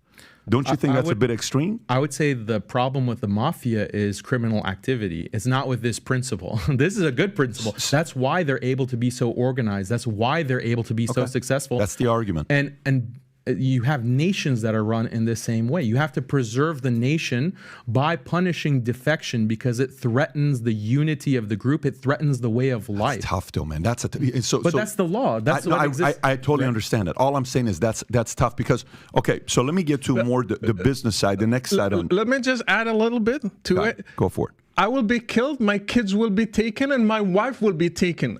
Just to add to the list in an Islamic system. Let me continue with this. Let me continue with this a little bit because this is getting interesting to me. So if in insurance, there's two ways to build, or real estate, there's two ways guys build their real estate and their insurance companies. Let me explain this, and you'll see where I'm going with this question. One is there's guys that steal from other people. Okay. And I'll say, oh, you train those guys, I'll take your agents. You train those guys, I'll take your agents. You're getting 60%, I'll give you 80% if you come to my company. So their entire business model is to take from others, right? And then they're always capped because somebody else is not going to come and say, he gave you 80, I'll give you 100. And then so now they go to a different guy. And then the other guy will say, yeah, he gave you 100, I'll give you 110. Then they'll realize there's only 130. So how much more is left to do? I'll give you 115 if you come to me 5 more. Okay, I'll come to you. And then eventually, you're stuck. You're not going to go anywhere, right? Okay. So these agencies are not baptism agencies. They're converting agencies. I'll convert you to me by me giving you a better life or better heaven or better, dream that I'm selling to you, right? For me, the way I see it is and then the other side is guys that recruit people from other industries and they make them realtors. So I'm working at Sears. You should consider getting a real estate license. I convert you. You're a nurse. You should think about being a realtor. I become a realtor. So you understand the two examples I'm giving. I'm recruiting other realtors. I'm converting somebody into being a realtor. Hence, religion, Muslim. I'm targeting Christians to convert them. No, I'm converting people that are, becoming Muslims, or just we're having more kids, and that's how we're going to grow a religion. Okay. So the criticism and fear that a lot of Christians will say, non-Muslims will say is, if we go the way we do right now, one day Muslims are going to run the world. Do you not fear that? And you'll hear that. Okay. And by the way, it's a fair argument because right now the number is, give or take, the Muslim population worldwide, I think, is around 1.7 billion. And it's expected by 2060 to grow by 74% to 3.1 billion. Today, they're 24.1% of the world population. By 2060, you'll be 31.1%. These are some real numbers that they're increasing. And Christians will say, well, are you not worried about that? Are you not worried about that? Are you not worried about that? Okay. So then my argument becomes, because I'm a data guy, Muslim women have 2.9 kids per woman.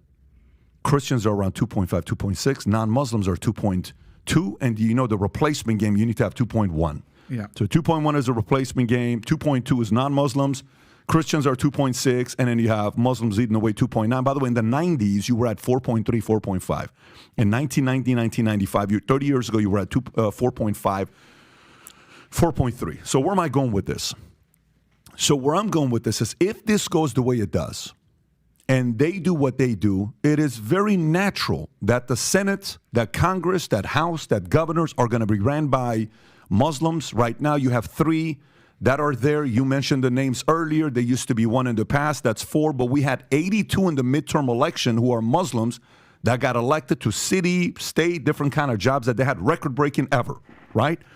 So if I don't look at it from the faith standpoint, if I don't look at it from the religion standpoint, if I don't look at it from the argument of who's right, who's wrong, Muhammad, Jesus, if I don't look at it from there, I would simply say their strategy of growing is kicking Christians' tail.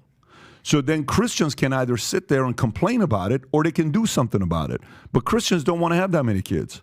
Christians are not having 4, 5, 6 kids. He has 5. You said you have 5 sons? 5 sons? Okay, he's got 5 sons. I don't know how many of you have 5 sons at this table. I got 2 and 2 girls. 5 sons is going to be the rest of us, right? If he's going to keep having these kids.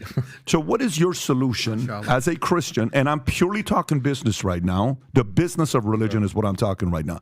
According to the business of religion, they're going to win. And there's nothing Christians can do about it. By the business, you can sit and argue the faith all you want. They're getting their people and their kids baptized because their job isn't recruiting Christians to become Muslims. They've only converted 20,000. That's not a lot. It's not a big number. But they're getting more kids, and they're raising their kids with the loyalty to the parents, and they're following that faith, and they're growing bigger, and we're not doing that. What are your thoughts to that? Well, if you're asking me what the solution is, obviously Christians have to recover a sense of their faith and a sense of what's at stake.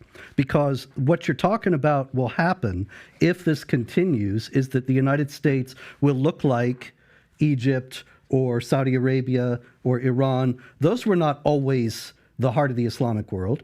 Those were conquered and Islamized. And the Christians were, like Rashid was saying, were made second class, made subject to all kinds of humiliating and discriminatory regulations, and had to pay a special tax that's specified in the Quran, chapter 9, verse 29. And they ultimately, most of them in those areas, and in North Africa, other areas like that, many of them thought, why am I suffering this and having to live in this way? All I have to do is convert to Islam and I can live a decent life. And most of them did. And so you have areas that were 99% Christian, and now they're 99% Muslim.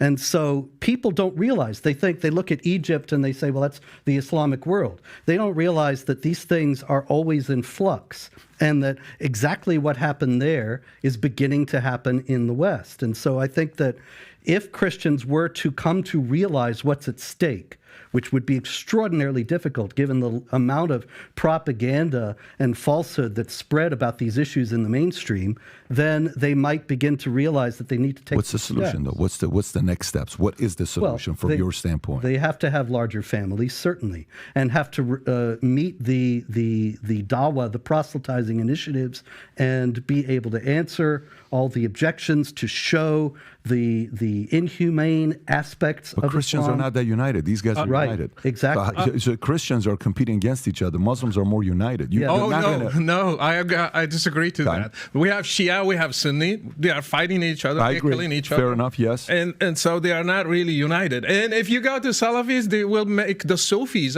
as mushriks. But would you polytheists. agree that Sunnis and Shias are united at least in the values? No, Not necessarily because, the cousin or, that's the history part where who got the passed down. I'm talking purely values and philosophies. You know what? Muslims will claim we are 1.7, and when you ask them details, they will be Ahmadis are not Muslims, Shia are not Muslims, and you will find just the guy in his mosque at the end instead of 1.7. I lived that. When you really scrutinize them, you will find just the guy in his mosque. They are the ones. Actually, Muhammad said his people will divide to 73 groups. And one of them only go to heaven. So 72 of them, they're just like kuffar. They are not really Muslims. So let's go back to that. Replacement rate, for example, in some countries like Iran is below 2.1. In Turkey, it's below 2.1. In others, they are below that. So there is a huge drop. For example, in Morocco, I think it was like 6.9, and now it's like 2.8 or 2.7. So next generation will be below replacement rate. So they will suffer also from you believe that? So you believe their numbers is going to go below the Christian replacement? I would believe they will drop because we have so many challenges, economy, so many other things. And another thing, they don't count how many people are leaving Islam. We don't have statistics. I have statistics, for example, people who write to me, according just to my show, from Morocco, from Algeria, from Iran, for example. So many people are leaving to atheism, to Christianity, to other worldviews. In Egypt, in Saudi Arabia, so they don't count that. I still count it as a Muslim in the 1.7. Yep. And many people like me. So if they give freedom and we do real surveys, we will have the number less. Another thing, what Islam is left? The West forced Muslims to abolish slavery, to not practice the real Islam, like amputing hands and feet and crucifying. They are now forcing them to have one wife. So Islam, the version of Islam in the Muslim world is not really what they are preaching. So what Muslims do we have? According to their standards, probably most of them are kafir. And not only that, it's because of the death penalty for apostasy that this is unreported. But also there was a survey, and people did answer the anonymous survey recently in Iran. Only 40% of the population identified as Muslim. Now that's extraordinary, and it shows how inhumane Sharia Islamic law is. Who ran that poll? Who? I don't remember who ran it, but it's easy to find. We can look it up Rob, here. can you look it up? 1979 to now, we've had Islamic law in Iran, and now 60% of Iranians have rejected Islam. That's because they've lived it since 1979, and they realize how much they don't like it. Yeah, I just want to comment because they're talking a lot about the supposed disunity amongst Muslims as if you don't have that in Christianity, right? Oh, yeah, you do. You do, right? So, Rashid, I know that Robert here is Eastern Orthodox. He used to be Catholic. What denomination or sect of Christianity do you belong to?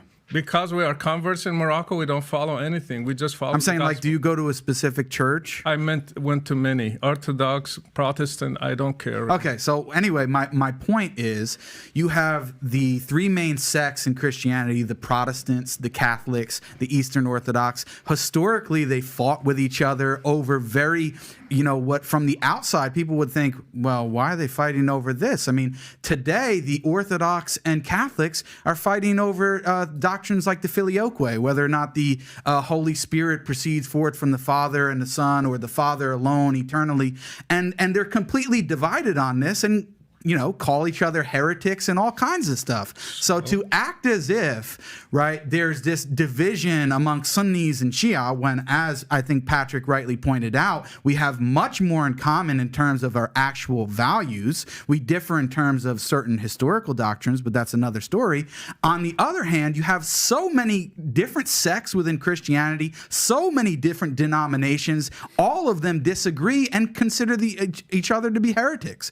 So for you to make that accusation and critique of Islam, I just don't think is correct. It opens up. Look at the history of the Catholics versus Protestants in Europe. Over 5 million killed in the wake of the Protestant Reformation. So, I mean, that's that applies to Christianity more than Islam. But going back to Patrick's point is that you want to grow your numbers and grow the Christian population. I want to help Christians grow, because I think a world that has more Christians is better than a world that has more atheists. But how can you have more Christians when you don't really believe in the Bible? We have the seeds of the destruction of Christianity right in this podcast, because when you look at the way that Robert and Rashid describe the Bible, they describe it as a book of fables, and it can continue to evolve. I didn't say that. This is going to cause apostasy. This is going to cause a decrease in faith. Like, why should I take Christianity seriously when it just evolves and it changes over time? I can't connect my practices and my beliefs as a Christian today with the historical Jesus. So why am I going to maintain myself as a Christian? And then also the whole theology, which we haven't discussed at all today. Like, the 95%. Monotheism is 80 to 90% of the world believes in monotheism, in one God. And monotheism is a central, crucial, the most important part of Islam, the belief in one God without partners. He is not like anything. This is a very powerful belief that 80 to 90% of human beings profess in this day and age. And Islam represents that in its theology and emphasizes that in its theology. But if you have a Trinity, or you have a theology that is not really clear, is Jesus God? Is there a Godhead? Is there this other system? Do we go by the Catholics, or do we go by the Orthodox? Do we go by the Protestants? You don't have a consistent theology. Sunnis and Shias, they all agree on monotheism. God is one. He is not like anything. They agree on the Quran. Yeah, there can be some theological differences and nuances between different schools, but there's not the same kind of disparity or variance between Christian sects and this idea of the Trinity, which frankly no one can understand. Like, what does it mean to be three in one? Let me respond to that. My brother is mentioning divisions between Catholics and Protestants. If I go back, there are divisions among the followers, the disciples of Muhammad, the Sahaba themselves. They killed each other. You know that the wife of Muhammad went and killed the followers of Ali in Mawqi'at al-Jamal. Thousands died among the first disciples. This didn't happen between Peter and John, by the way. And so if you go to Islam, from the beginning, they fought each other, and they had divisions from the beginning. You know that, for example, the fight over the Quran was created or eternal. They fought over that. And actually, one time they had the whole caliphate going one way, the other time they killed people who believed that. So you're trying just to give a fake picture. There are divisions, there are killings among Muslims all through history, from the beginning, from the start, which didn't happen within Christianity, by the way. And Peter and James. Oh, they didn't kill each other. They didn't kill each other. Because they didn't have political authority. Okay. Oh, wow. Were they fighting each other? Yes or no? Who killed Ottoman, for example? Who killed Paul and Peter and James? Were they at war? Were they fighting? They were not fighting. Okay. They weren't. Fight is to take an army against another one. Aisha took an army and killed people. If you don't have an army, you don't have political power. You completely destroys the point. You lost your argument. You're trying to make a false analogy here. You lost your argument. This is not an analogy. You're not gonna win over any Christians by constructing these straw man arguments that completely misrepresent what I was saying. I would say this, but if I may, and I want to hear your thoughts. Just a quick rebuttal here. My point earlier is I don't think they're trying to convert. Because I think, hear me out. Oh, sure they are. I'm sure they are. I'm sure they are, but I don't think that's where they rely on. The earlier point I made, their strategy on outgrowing Christians is to internally raise kids from the beginning rather than converting. Oh, yeah. That's the way they're going to be, able to do what they want to do. So if you want to respond, go right ahead. Well, they are obviously converting Christians because Jake is here. But the fact is 20,000. Islam is not really that attractive a message. And so there aren't many people who are converts. Most of the people, like you're saying, the reason why it's growing is because of polygamy and because the women have many, many more children than women in the West do.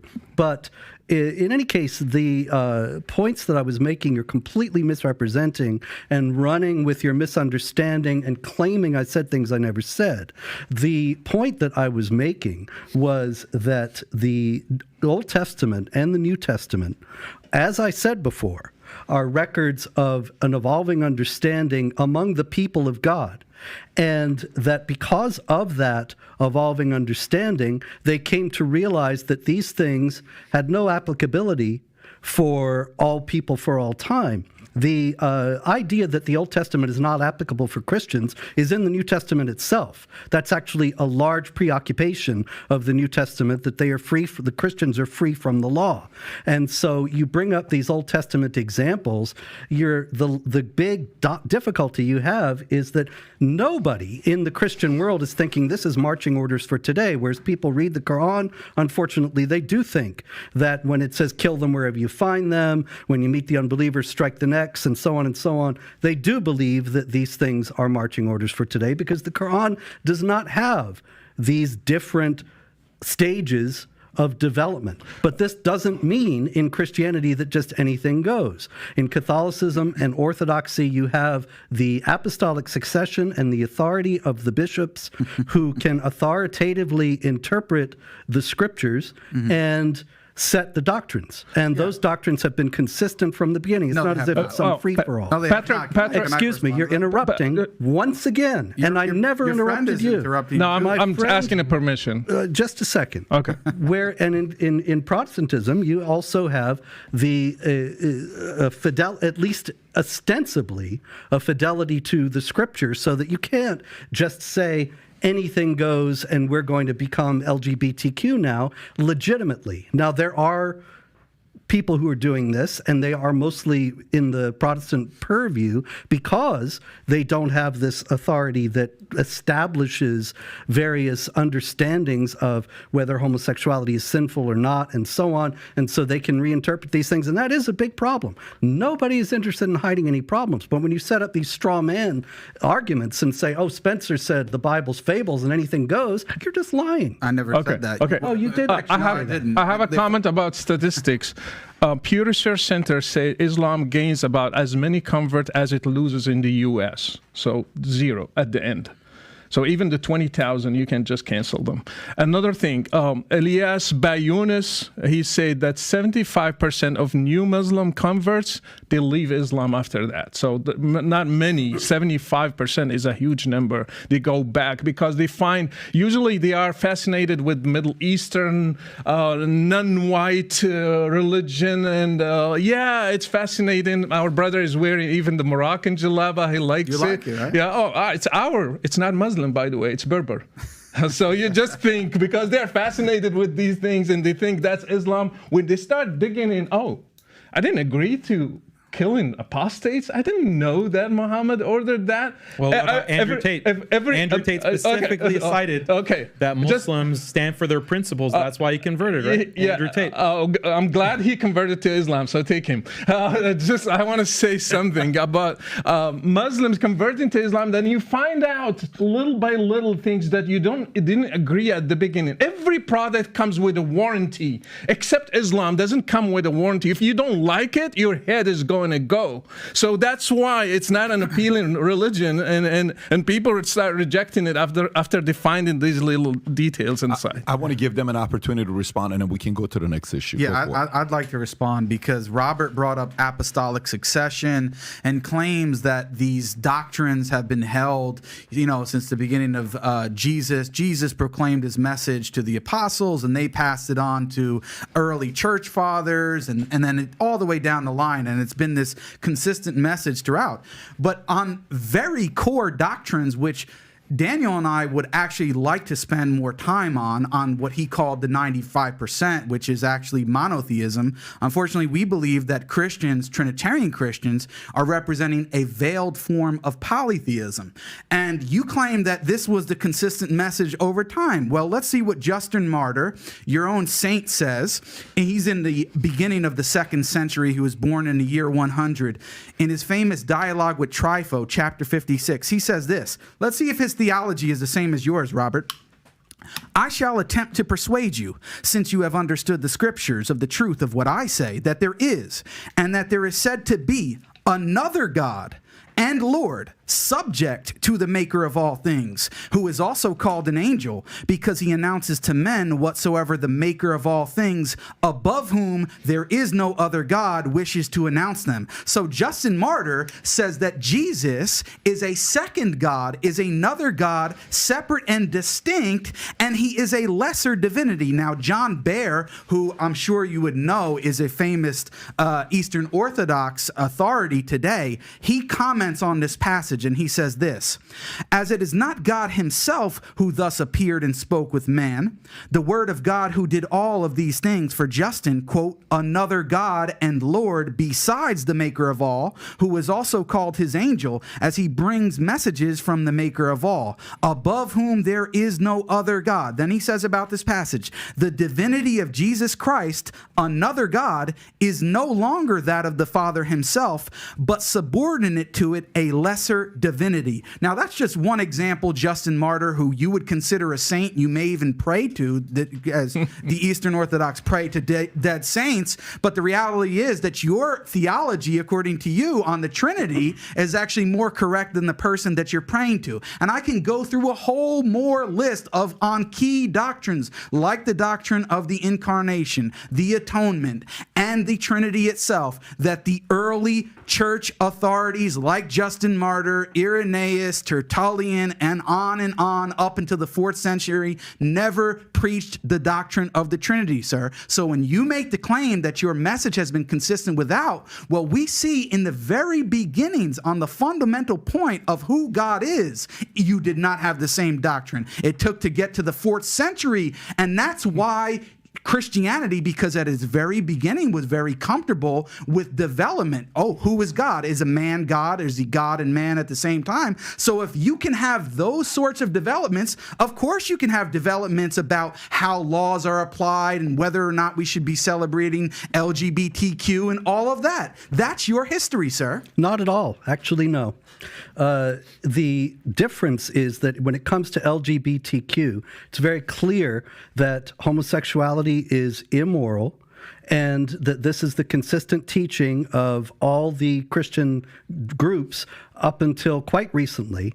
And so the ones that have changed that have departed from the faith.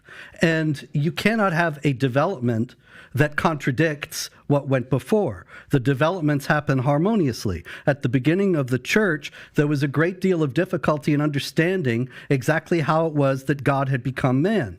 And so you have people trying to formulate it. And Justin Martyr tries to formulate it, and he does so erroneously. You have some assumption, probably coming from Islam, that the saints are infallible, and actually that's not the case. And so you want to quote me fathers of the church from before Nicaea all you want. The fact is that the Trinity was formulated at the Council of Nicaea in 325, and there isn't anything that was taught by the authorities in the church. Justin Martyr was a great saint, but he was not one who was formulating the doctrine and charged with the responsibility to give us what the teaching of the Christian faith is. The Ecumenical Council had that authority, and they formulated it in this way. Now, does this mean that Justin Martyr is a heretic? No, because he comes before that. This was he wrong? No, because he was wrong. Yeah, absolutely. So when he said he's another God, he was wrong. There's only one God. Right. We are actually monotheists. I know that Islam teaches that everybody else is a polytheist. I think you are. Well, we're not. And so Justin Martyr was wrong about that. I'd be happy to speak and about this that just next time. doesn't pose a problem for Christianity. It does, because as you said, the doctrine of the Trinity doesn't come until the 4th century. So why? No, there were people teaching it from the beginning. Justin Martyr wasn't. Robert, I'll let you talk. You're interrupting me now. Listen, as I said, you just said that the doctrine of the Trinity came about and was established at the Council of Nicaea in the 4th century in the year 325. We can talk about it another time because we would actually like to talk about theology. We want to talk about that 95%. So maybe we can do that another time. But the point is, and I challenge you, and I will be happy to debate this another time, that in the first 300 years of the church, you do not have a single church father, whether it be Justin Martyr, Irenaeus, if you want to go to Tertullian, although some people think he's just a church writer, down through the line up until the 4th century, they did not teach the doctrine of the Trinity, and I will defend that position anytime, any place. Okay, because sure, there were plenty of church fathers Give me one. who taught the Trinity. Ignatius of Antioch. There were plenty of church fathers who taught the Trinity before Nicaea. It didn't spring out of nowhere. Basil the Great writes about it quite extensively, and so it's you acting like it was. Basil was when? Some people made it up. What was Basil? Well, he comes after the definition, but I'm saying that So he explains. So what's the right? point? So you We're think talking that about he's one of the great saints, and he's revered as also one who is explaining and formulating the doctrine of the Trinity. Yeah, exactly. Then I'd like to transition to the next story. Yeah, we're We can getting do in this the another weeds time. here, We are. but That's this is what a I lot didn't of want to do. That's why I said we went through that part at the beginning. We have a few different things to go through. So, Dylan Mulvaney, okay, transgender, Bud Light, he comes out, he's going viral. He cost Bud Light, Anheuser-Busch, I don't know, $29, $30 billion. It's a lot of money he cost him, right? If Dylan Mulvaney today has a change of heart, okay, goes to sleep, cannot sleep all night, is praying, boom, he wants to find God. Would the religion of Christianity or Muslim welcome Dylan to convert to become a Muslim or a Christian? Would Muslim welcome Dylan Mulvaney? Yeah, if he accepts that he cannot be other than his biological sex, that would be acceptable. Like when you become Muslim, it just requires saying the testification of faith. There is no God but God. There is no God but Allah, and Muhammad is his final messenger.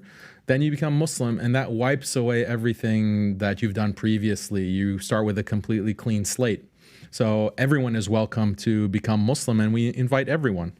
So even a Dylan Mulvaney could be a Muslim. Yeah. On your end, Dylan Mulvaney lived a different kind of a life, wants to become a Christian, change his life. What position does the Christian faith take? Welcome. yeah, anybody can repent and become a Christian. Actually, Christianity is for sinners, people who admit their sins and want to follow Jesus so he can live a better life and has his life changed. And that's what happened to me and happens to millions. Well, in case he's watching, you have two choices now, Dylan. Which direction you want to go, okay? But I wanted agree. to clarify that for him. I agree with Daniel. Yeah. He needs to admit he's a guy. Great. And I'm sure if he's going to go through that, he'll do it. Next question for you. Enemy.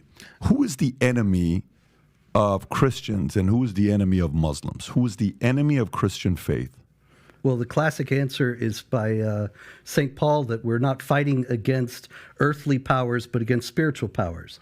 And ultimately, there's a spiritual aspect to everything that an individual experiences in his life. Most of the time, they're not aware of it.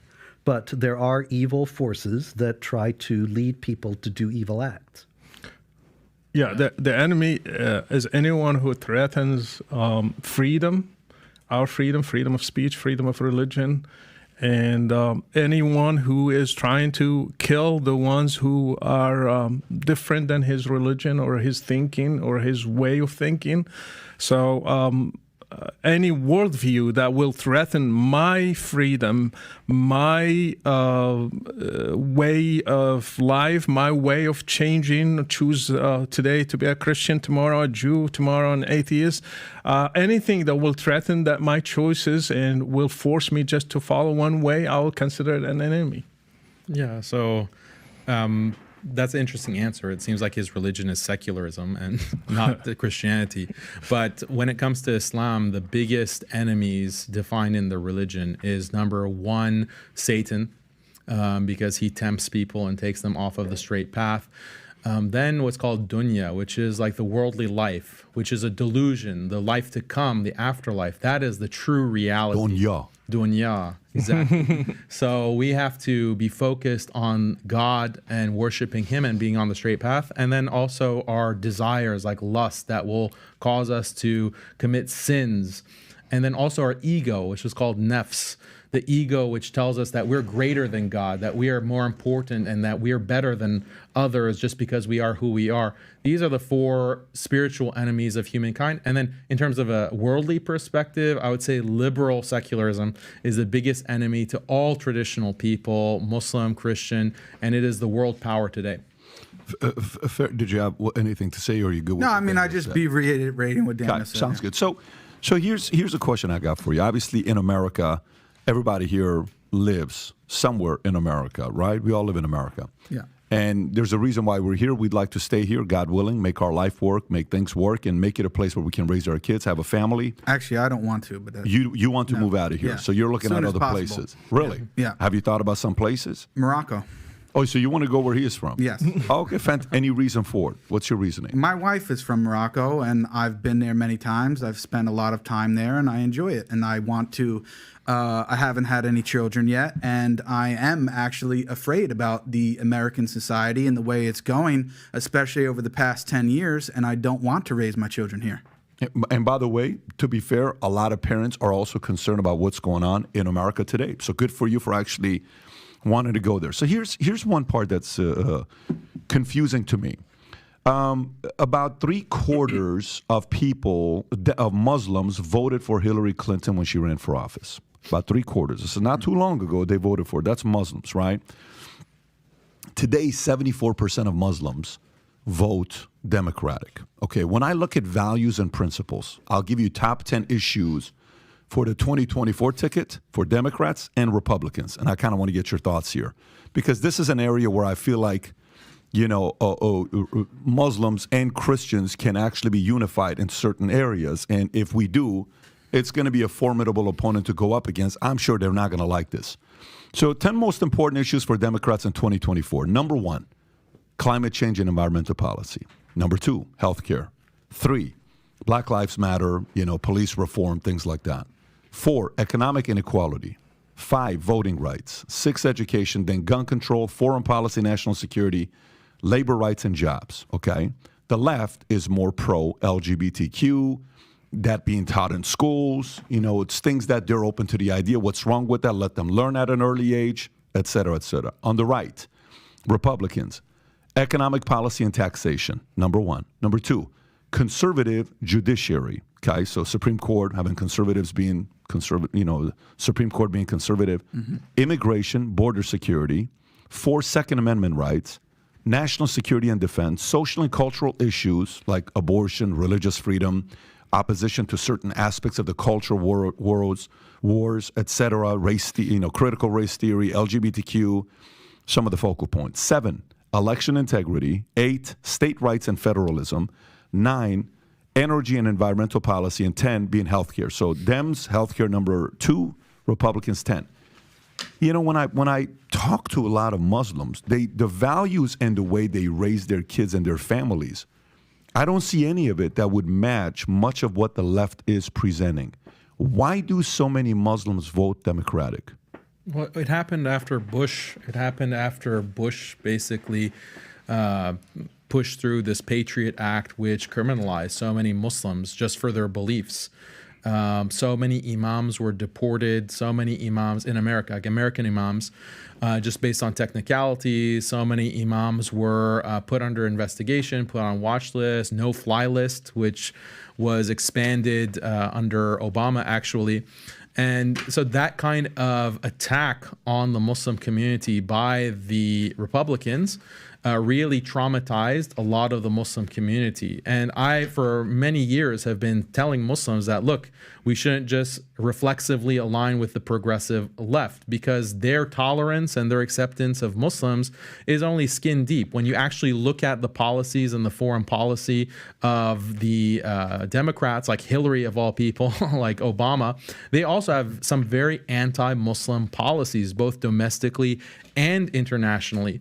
And we have to look beyond the niceties, like Joe Biden will come on and say, Inshallah, or Ramadan Mubarak, and maybe a Republican won't do that.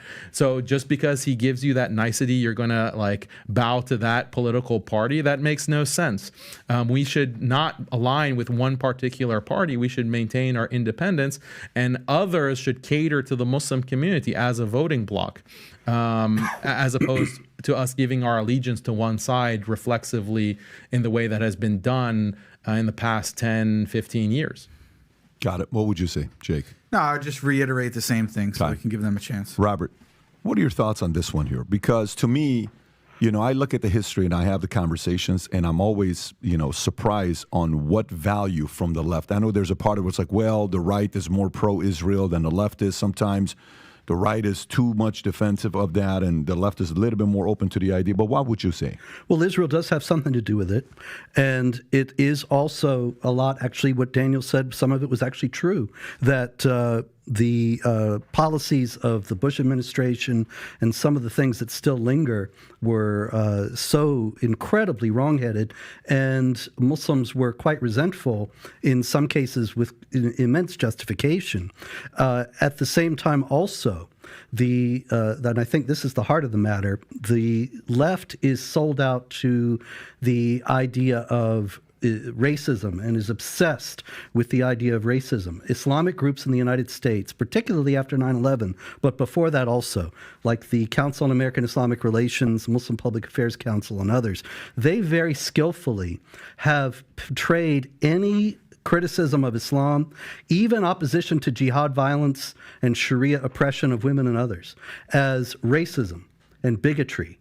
And Daniel actually has said in some of his debates that you criticize the left's agenda and you get put on hate lists and deplatformed. Well, that's actually happened to me because I spoke the truth about Islam, and the left does not want that out. They are completely sold out to the idea that that Muslims are all of one race, and that they're non-white, and that consequently any opposition to Islam is just racism and white supremacy, and that consequently they have to stifle all criticism of Islam and all opposition to jihad and defame and destroy those who speak that criticism. And so the Islamic groups love that because Sharia actually criminalizes criticism of Islam and it carries the death penalty. But your so work they is work racist, into though. Your work is racist. That's a lot of hooey. Your site calls for investigation of me, like his site. He is called to investigate me. Yeah. Well, yeah. do you read your you own do site? call for the death penalty for apostasy and so on. He has 4 articles on his site dedicated just to me that I need to be investigated because I don't agree with LGBT. May I respond? On his site. The thing about Robert Spencer, and I'm glad that he brought up this issue of racism, he is a racist. Like his site, anytime a Muslim anywhere or any Middle Easterner, doesn't have to be a jihadi or doesn't have to be a Muslim even, commits a crime, he puts it on his site and says, oh, jihadi, Islamic terror. And he creates this fear-mongering against immigrants.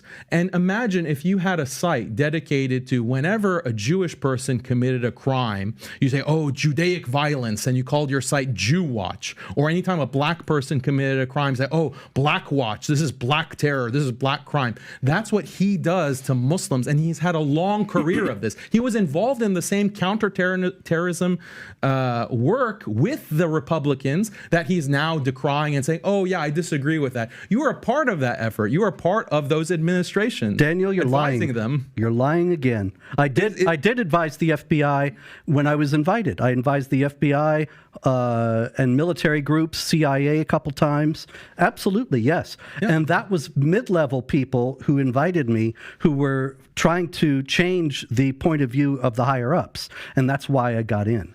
Yeah, that's not like constitute me as terrorists. And I wrote... I have the CIA. No, you're lying. These 3-letter agencies Daniel, on me because of the kinds of work... You're defaming me and you're lying, and I need to have a chance to respond.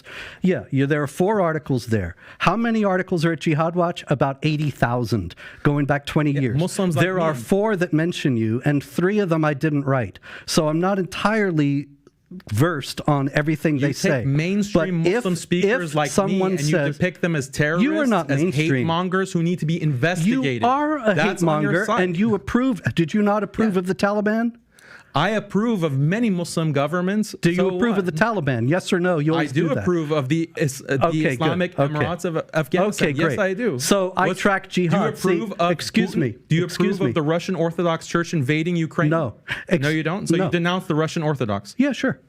Okay, your own church, great. The hierarchy. That's not my church. It's par for You're the not course with Orthodox. Robert. I am Orthodox. You have you have no understanding of Christianity. You've denounced the Bible. I am Greek you've denounced Orthodox. Jesus. Okay, no, I guess it's you're fine. lying again. You set up these straw man. But the point is that he's no racist. He's been cited by terrorists. No. Anders Breivik, who killed about 100 people in Norway, cited Robert Spencer. He said, read everything from Robert Spencer about Islam. Am I going to have he gets a chance endorsed to reply from to terrorists. He keeps multiplying these things, and so you have to allow for some time. Would you accept with a site called Jew Watch? Answer that. It's not an analogy. If my sites were Muslim Watch, then yeah, you would have a point. But it's not. It's Jihad Watch. And jihad is people killing innocent people, terrorist activities, flying the planes into the buildings on 9/11. And so I track jihad activity. Muslims didn't fly any planes into you are interrupting again. And you were trying to make sure that I can't answer this defamation because you know that it's lies and you want to make sure the truth doesn't get out. But the fact is that the site tracks jihad activity, and it is a lie that if a Middle Eastern or a Muslim person commits a crime, I put that on the site. I only put it on the site if there is justification for the behavior in Islamic texts and teachings. You think that Islam advocates for random killing of people? That's false. There you are think plenty of Islamic authorities that I can give you there are plenty who justify that kind of thing. Verses in the Bible that justify that kind of thing. So anytime a Jew commits a crime, you are interrupting yet again. You put it on a site and call it Jew Watch. Excuse me. There are plenty of Muslims who will justify, Muslim clerics who justify the behavior, and I give the quotes. People that have been condemned. Excuse me. We can give them. And as far as Breivik goes, I knew this was going to come up at some point. It is a total lie. It was a total lie from the beginning. And I was ready for it, so I actually have what Breivik actually said. The Muslims showed us that deadly shock attacks are the only tool we have at the moment, which will guarantee that our voice is heard. That's on page 1351 of his insane Read what he says about you. Yeah. Read what he says about you. He quotes me, and he quotes a lot of other people. He says, now, I recommend everything Robert Spencer has written on Islam. Did he say that or not? Did he say that or not? Yes, he did say that. Okay. Now, do you realize what you're saying here, what you're getting yourself into here? No, because I just want to make me. You have excuse me. You keep talking over me because you do not want the truth to get out. You asked me a question. Now, you asked me a question. Breivik you have the same ideology as Breivik. Actually said, you have the same anti-immigrant ideology as Breivik. Breivik actually criticized me because I would not call for violence. Can you unpack for the audience what you guys are talking Breivik about? is this crazy man in Norway who killed 77 people at a youth camp. They were not Muslims, incidentally. They were just kids. He was a nut. He was a lunatic, and he wrote this 1,300-page manifesto, which is very suspect. Because, for example, one of the reasons why I'm mentioned many times in it is because in it is the entirety of the script of a documentary I was in 2002. And I asked the producer of the documentary, how did this lunatic get the transcript of the documentary? And he said, I don't know. Not only was it never published, but it was never even made. We never made a transcript. And this guy who speaks broken English in half of his manifesto is suddenly perfectly transcribing over 100-page documentary in which I'm mentioned multiple times and speak multiple times. It's very suspect. And we don't know if it was who was behind it, who was with him. I'm suggesting his manifesto was, You don't think he wrote obviously the killing was real, but I think he might have written part of it, but he certainly had help. He didn't write Now, the parts anyway, you the thing is that he said that the Muslims inspired him to do violence. He says that very clearly. I just gave you the quote. If being quoted by a bad person makes one evil, then The Quran is quoted all the time. My position. The Quran you're is quoted, strawmanning my position. The Quran is quoted all the time by terrorists. So if I am guilty because Breivik quoted me, then the Quran is guilty because terrorists quoted all the time. I'm going to give Daniel a chance to respond, and then we have 17 minutes left. I haven't even finished responding to everything else he said before. Did you have a follow-up on what you wanted to say? So the thing is, my point wasn't that, he just cited Robert and that makes Robert bad. That wasn't my point. My point was that Robert shares the same ideology as that terrorist. The terrorist had the view that immigrants are a problem, specifically Muslim immigrants. They cause a problem for Western society. We need to stop immigration. This is a white supremacist, white replacement type of ideology, which Robert either shares or he basically facilitates with his site, which takes any time a Middle Eastern person commits a crime. And the best example, he claims that, we check whether the person has a Muslim background and has some kind of Muslim ideology. This is false. Just recently in June, there was a Syrian who stabbed children in France. And Robert immediately posted up another Muslim jihadi attack on his Twitter. His site put up an article. Then it turns out that this guy is a Syrian who's a Christian. His name is Abdul Masih, which means slave of the Messiah. He's a Christian. And all of the major news reports, BBC, France 24, reported that this was a Christian, actually. Robert doubled down and he said, no, this is a Muslim. And his site continues to have an article up that says this Christian is actually a Muslim who stabbed children in a playground. This shows that's a racist. This is a racist ideology that he's promoting because it's not based on ideology. He just sees a Middle Eastern name and says this is Islamic terror. And that's just one recent example. Many examples of this. Recently, there was a stabbing in Brooklyn. I would like to spend 2 more minutes on this. Okay. Then I have to have a chance to respond. You have a go forward and respond, and we're going to move on to the next topic. As far as the guy in June goes, he said he was stabbing babies, and he says, "Praise be to Jesus Christ." Now, this is obviously he's somebody who's trying to imitate whether he's a Muslim who is pretending to be a Christian. ISIS has called for Muslims to pretend to be Christians in the West and carry out terror attacks. So that's a possibility. Also, there were people who knew him who stepped forward, and there were stories about it in the French press that said he was actually a Muslim. So I reported on these things. And I reported when he said he was a Christian, it's all there. It was a developing story, and there were several articles that we had about it. But the idea that there was some deception, much less racism, that's just Daniel trying to demonize somebody who actually agrees. I agree with Daniel about Islam. That's what I'd like to do. That's the funny thing about it. That's why you call for my investigation. I didn't. I'd like to go to the next phase. But I think you should be, yeah. You agree. There you go. I'd like to go to the next phase. What do Christians and Muslims have in common? What do they have in common? Well, they would disagree, but monotheism is certainly one thing. Definitely not. And there is in Islam the appropriation of the biblical prophets, such that it's kind of invasion of the body snatchers Christianity. I mentioned the movie before. They take your personality and give you a different one. And so you have Abraham, you have Moses, you have Jesus in the Quran, but they're completely different figures from what they are in the Bible. Robert, what do Christians, Muslims, and Jews have in common in America? What values and principles do Muslims, Christians, and Jews have in common in America? Yeah, there's a general, probably in some aspects of sexual morality, with the exception of polygamy and sex slavery of infidel women and some other things like that, wife beating. But otherwise, you have the idea of the value of marriage. That's something certainly that they have in common. What would you say? What do Christian, Jews, and Muslims have in common? Values and principles in America. Yeah, we have shared values with actual traditional Christians. When it comes to Reform Christians, they're basically like Reza Aslan, Christian versions of Reza Aslan. Can you even call them Christians? With traditional Christians that actually care about the Bible and just don't call it a book of fables, we have values in marriage, preserving marriage, preserving chastity, modesty, opposing sexual immorality, preserving gender. The concept of gender is so important. That's a shared value with traditional Christians and traditional Muslims.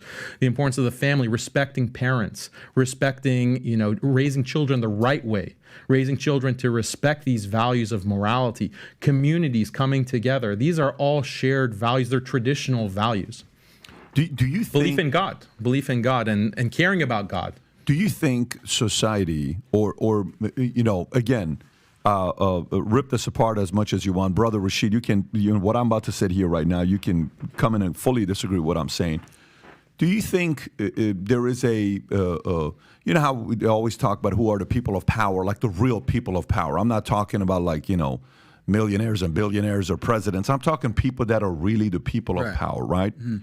Do you think they would like to keep Christians, Muslims, and Jews, specifically Christians and Muslims, divided, pinned against each other, with the fears of them potentially being united? Or no, that's a religious division, that there will never be a element of a unification amongst Christians and Muslims against a common enemy? I mean, as somebody who studied Islam puts Christians and Jews as the first enemies from it started. A little closer to the mic. Muhammad's enemies, they were Jews and Christians. He never mentioned Buddhists or Hindus or any other religion. He mentioned basically Christians and Jews. So that Muslims inherited that enmity from Muhammad until today. If you ask them who is the enemy, they will be the West. If you go to Morocco, for example, do statistics, it will be the West, especially America and Israel, because they represent Christians and Jews. So when the Quran says do not take Jews and Christians as friends, do you think what happened to Jews and Christians through history was just random or was based on doctrine? When the Quran says you have to fight the Christians and Jews until they submit and they give the jizya, do you think that enmity started back then in the 7th century, or it just somebody caused it today? The enmity is inherited in the text. In the Umar ibn al-Khattab, he kicked the Jews and Christians from the Arabic Peninsula, and Muhammad said, I will kick out Christians and Jews until only Muslims are kept in the Arabic Peninsula. When he was dying in his deathbed, he said, "Cursed be on Jews and Christians because they took the graves of their prophets as shrines." So all these things are embedded in Islam. Actually, my book, the ideology behind Islamic terrorism, the first chapter is, in the beginning, it was hatred. So the beginning, the root of terrorism is hating who are not Muslims, especially Jews and Christians. There is a huge hatred. Actually, in the Sunnah, hating the non-Muslims is a must, is a part of faith.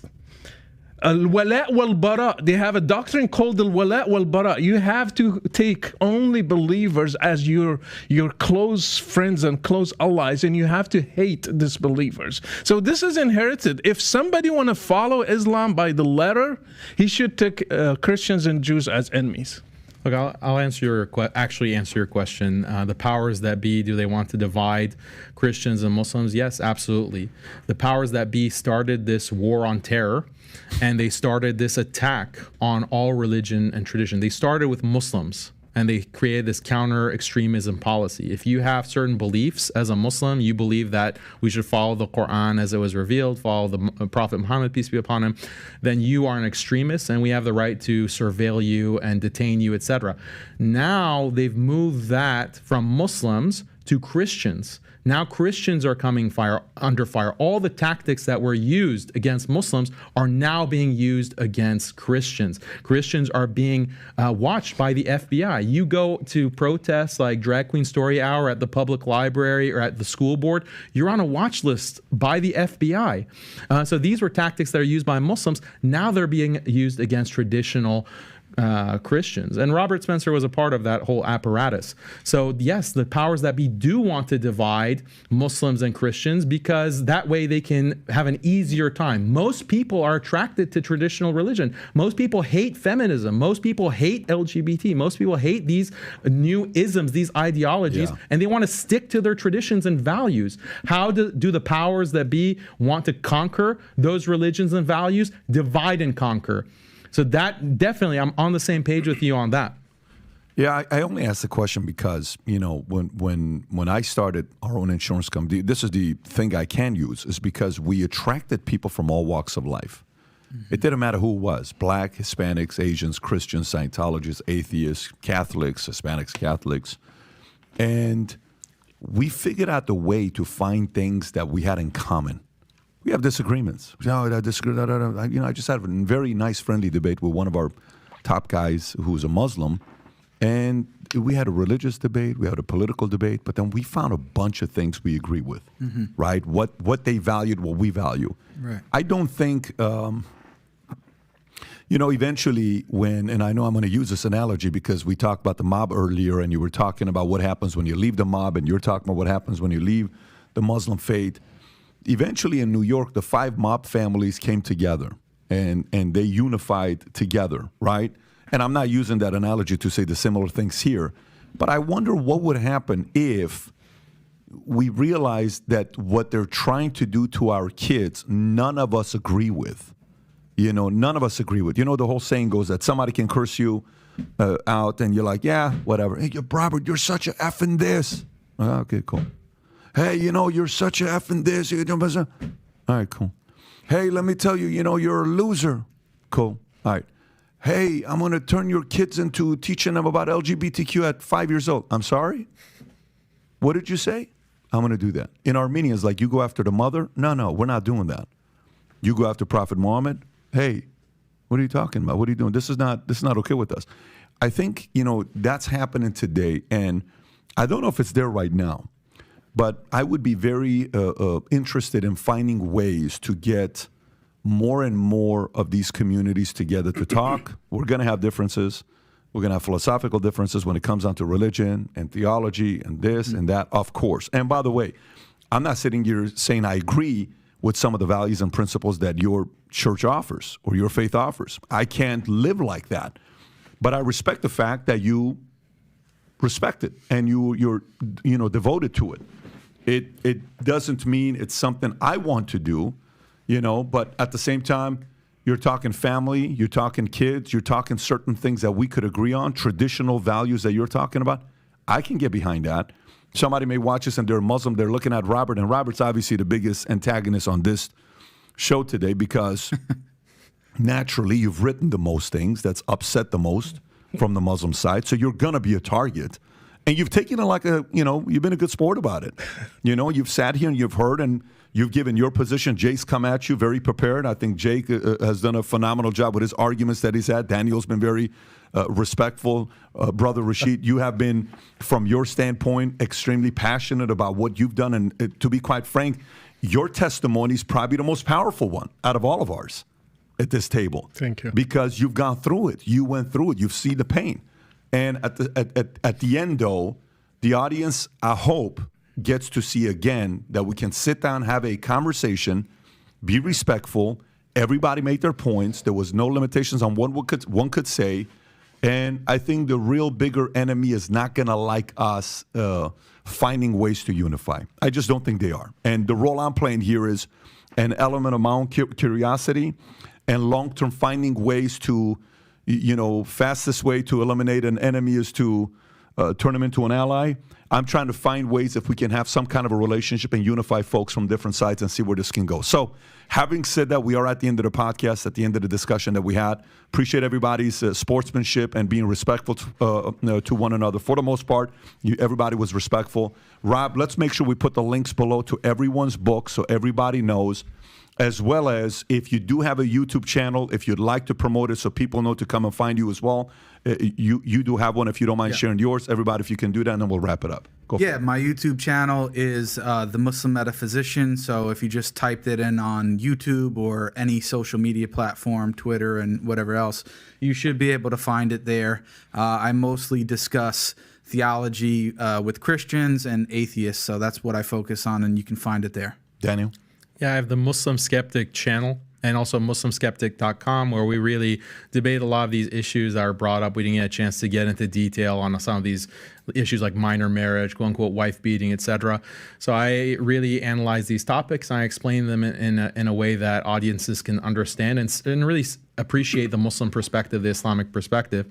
So yeah, and I appreciate you, Patrick, for doing this and having this kind of conversation. I think it's really valuable, and I appreciate you for that. Yeah, Anytime. I'd like to add that too, because I didn't get a chance to say that. I think that you've been very fair, and we appreciate that. Also, one more plug that I can make, sorry, for Muhammad Hijab, because Muhammad Hijab, you talked to him and Eddie, and they facilitated this. So I really hope that you have Muhammad Hijab on here, because he's really a Muslim, amazing Muslim public intellectual, and he'd be, you have a great conversation, inshallah. I would love to have a very influential gentleman like Muhammad Hijab, one from the Jewish community and one from the Christian community, for all of us to have a conversation together. I realize 2 hours is not enough, 2.5 hours is not enough. I think that may be 3-4 hours, but we'll figure something out. I know you have a channel. I know you're all over the place as well. Yeah, I actually, I'm a little bit lagging in terms of the videos. I have a YouTube channel, Jihad Watch Video, and every Wednesday evening, whenever we can do it, David Wood and I do a show, This Week in Jihad, covering the latest news. But unfortunately, I don't have a whole lot else there. I've been focusing on writing books. I have the Critical Quran and book, The Empire of God, How the Byzantines Saved Civilization, A History of the Roman Empire in the Byzantine Period, that's coming in November. I'm also writing a new biography of Muhammad, a critical biography, evaluating the historical value of the various texts. I'm about halfway done with that. That'll be out next year. Fantastic. Thank you, Brother Rashid. Yeah, I have a website called brotherrashid.com, and also a YouTube channel called Brother Rashid TV, and also have Twitter account. You can find me, Brother Rashid. Facebook page. Have 2 million followers on Facebook page, so you can find me there. And also my book is on Amazon if you want to buy it. The ideology behind Islamic terrorism, it's there. What a weird podcast this is. I mean, seriously, if you think about it, But thank you so much, Patrick, for doing this. Thank you very much. Anytime, guys. Thank you again for being respectful and being a sport about it. This was fantastic. Hopefully in the future we'll do many more of these again. Gang, for those of you that watched it, I hope you appreciated this conversation as much as I did. Have a wonderful weekend, and we'll do this again next week. Take care, everybody. Bye-bye, bye-bye. السلام عليكم. لا تنسوا الاعجاب بالفيديو والاشتراك في القناة تشجيعا لنا لنستمر بنشر المزيد إن شاء الله.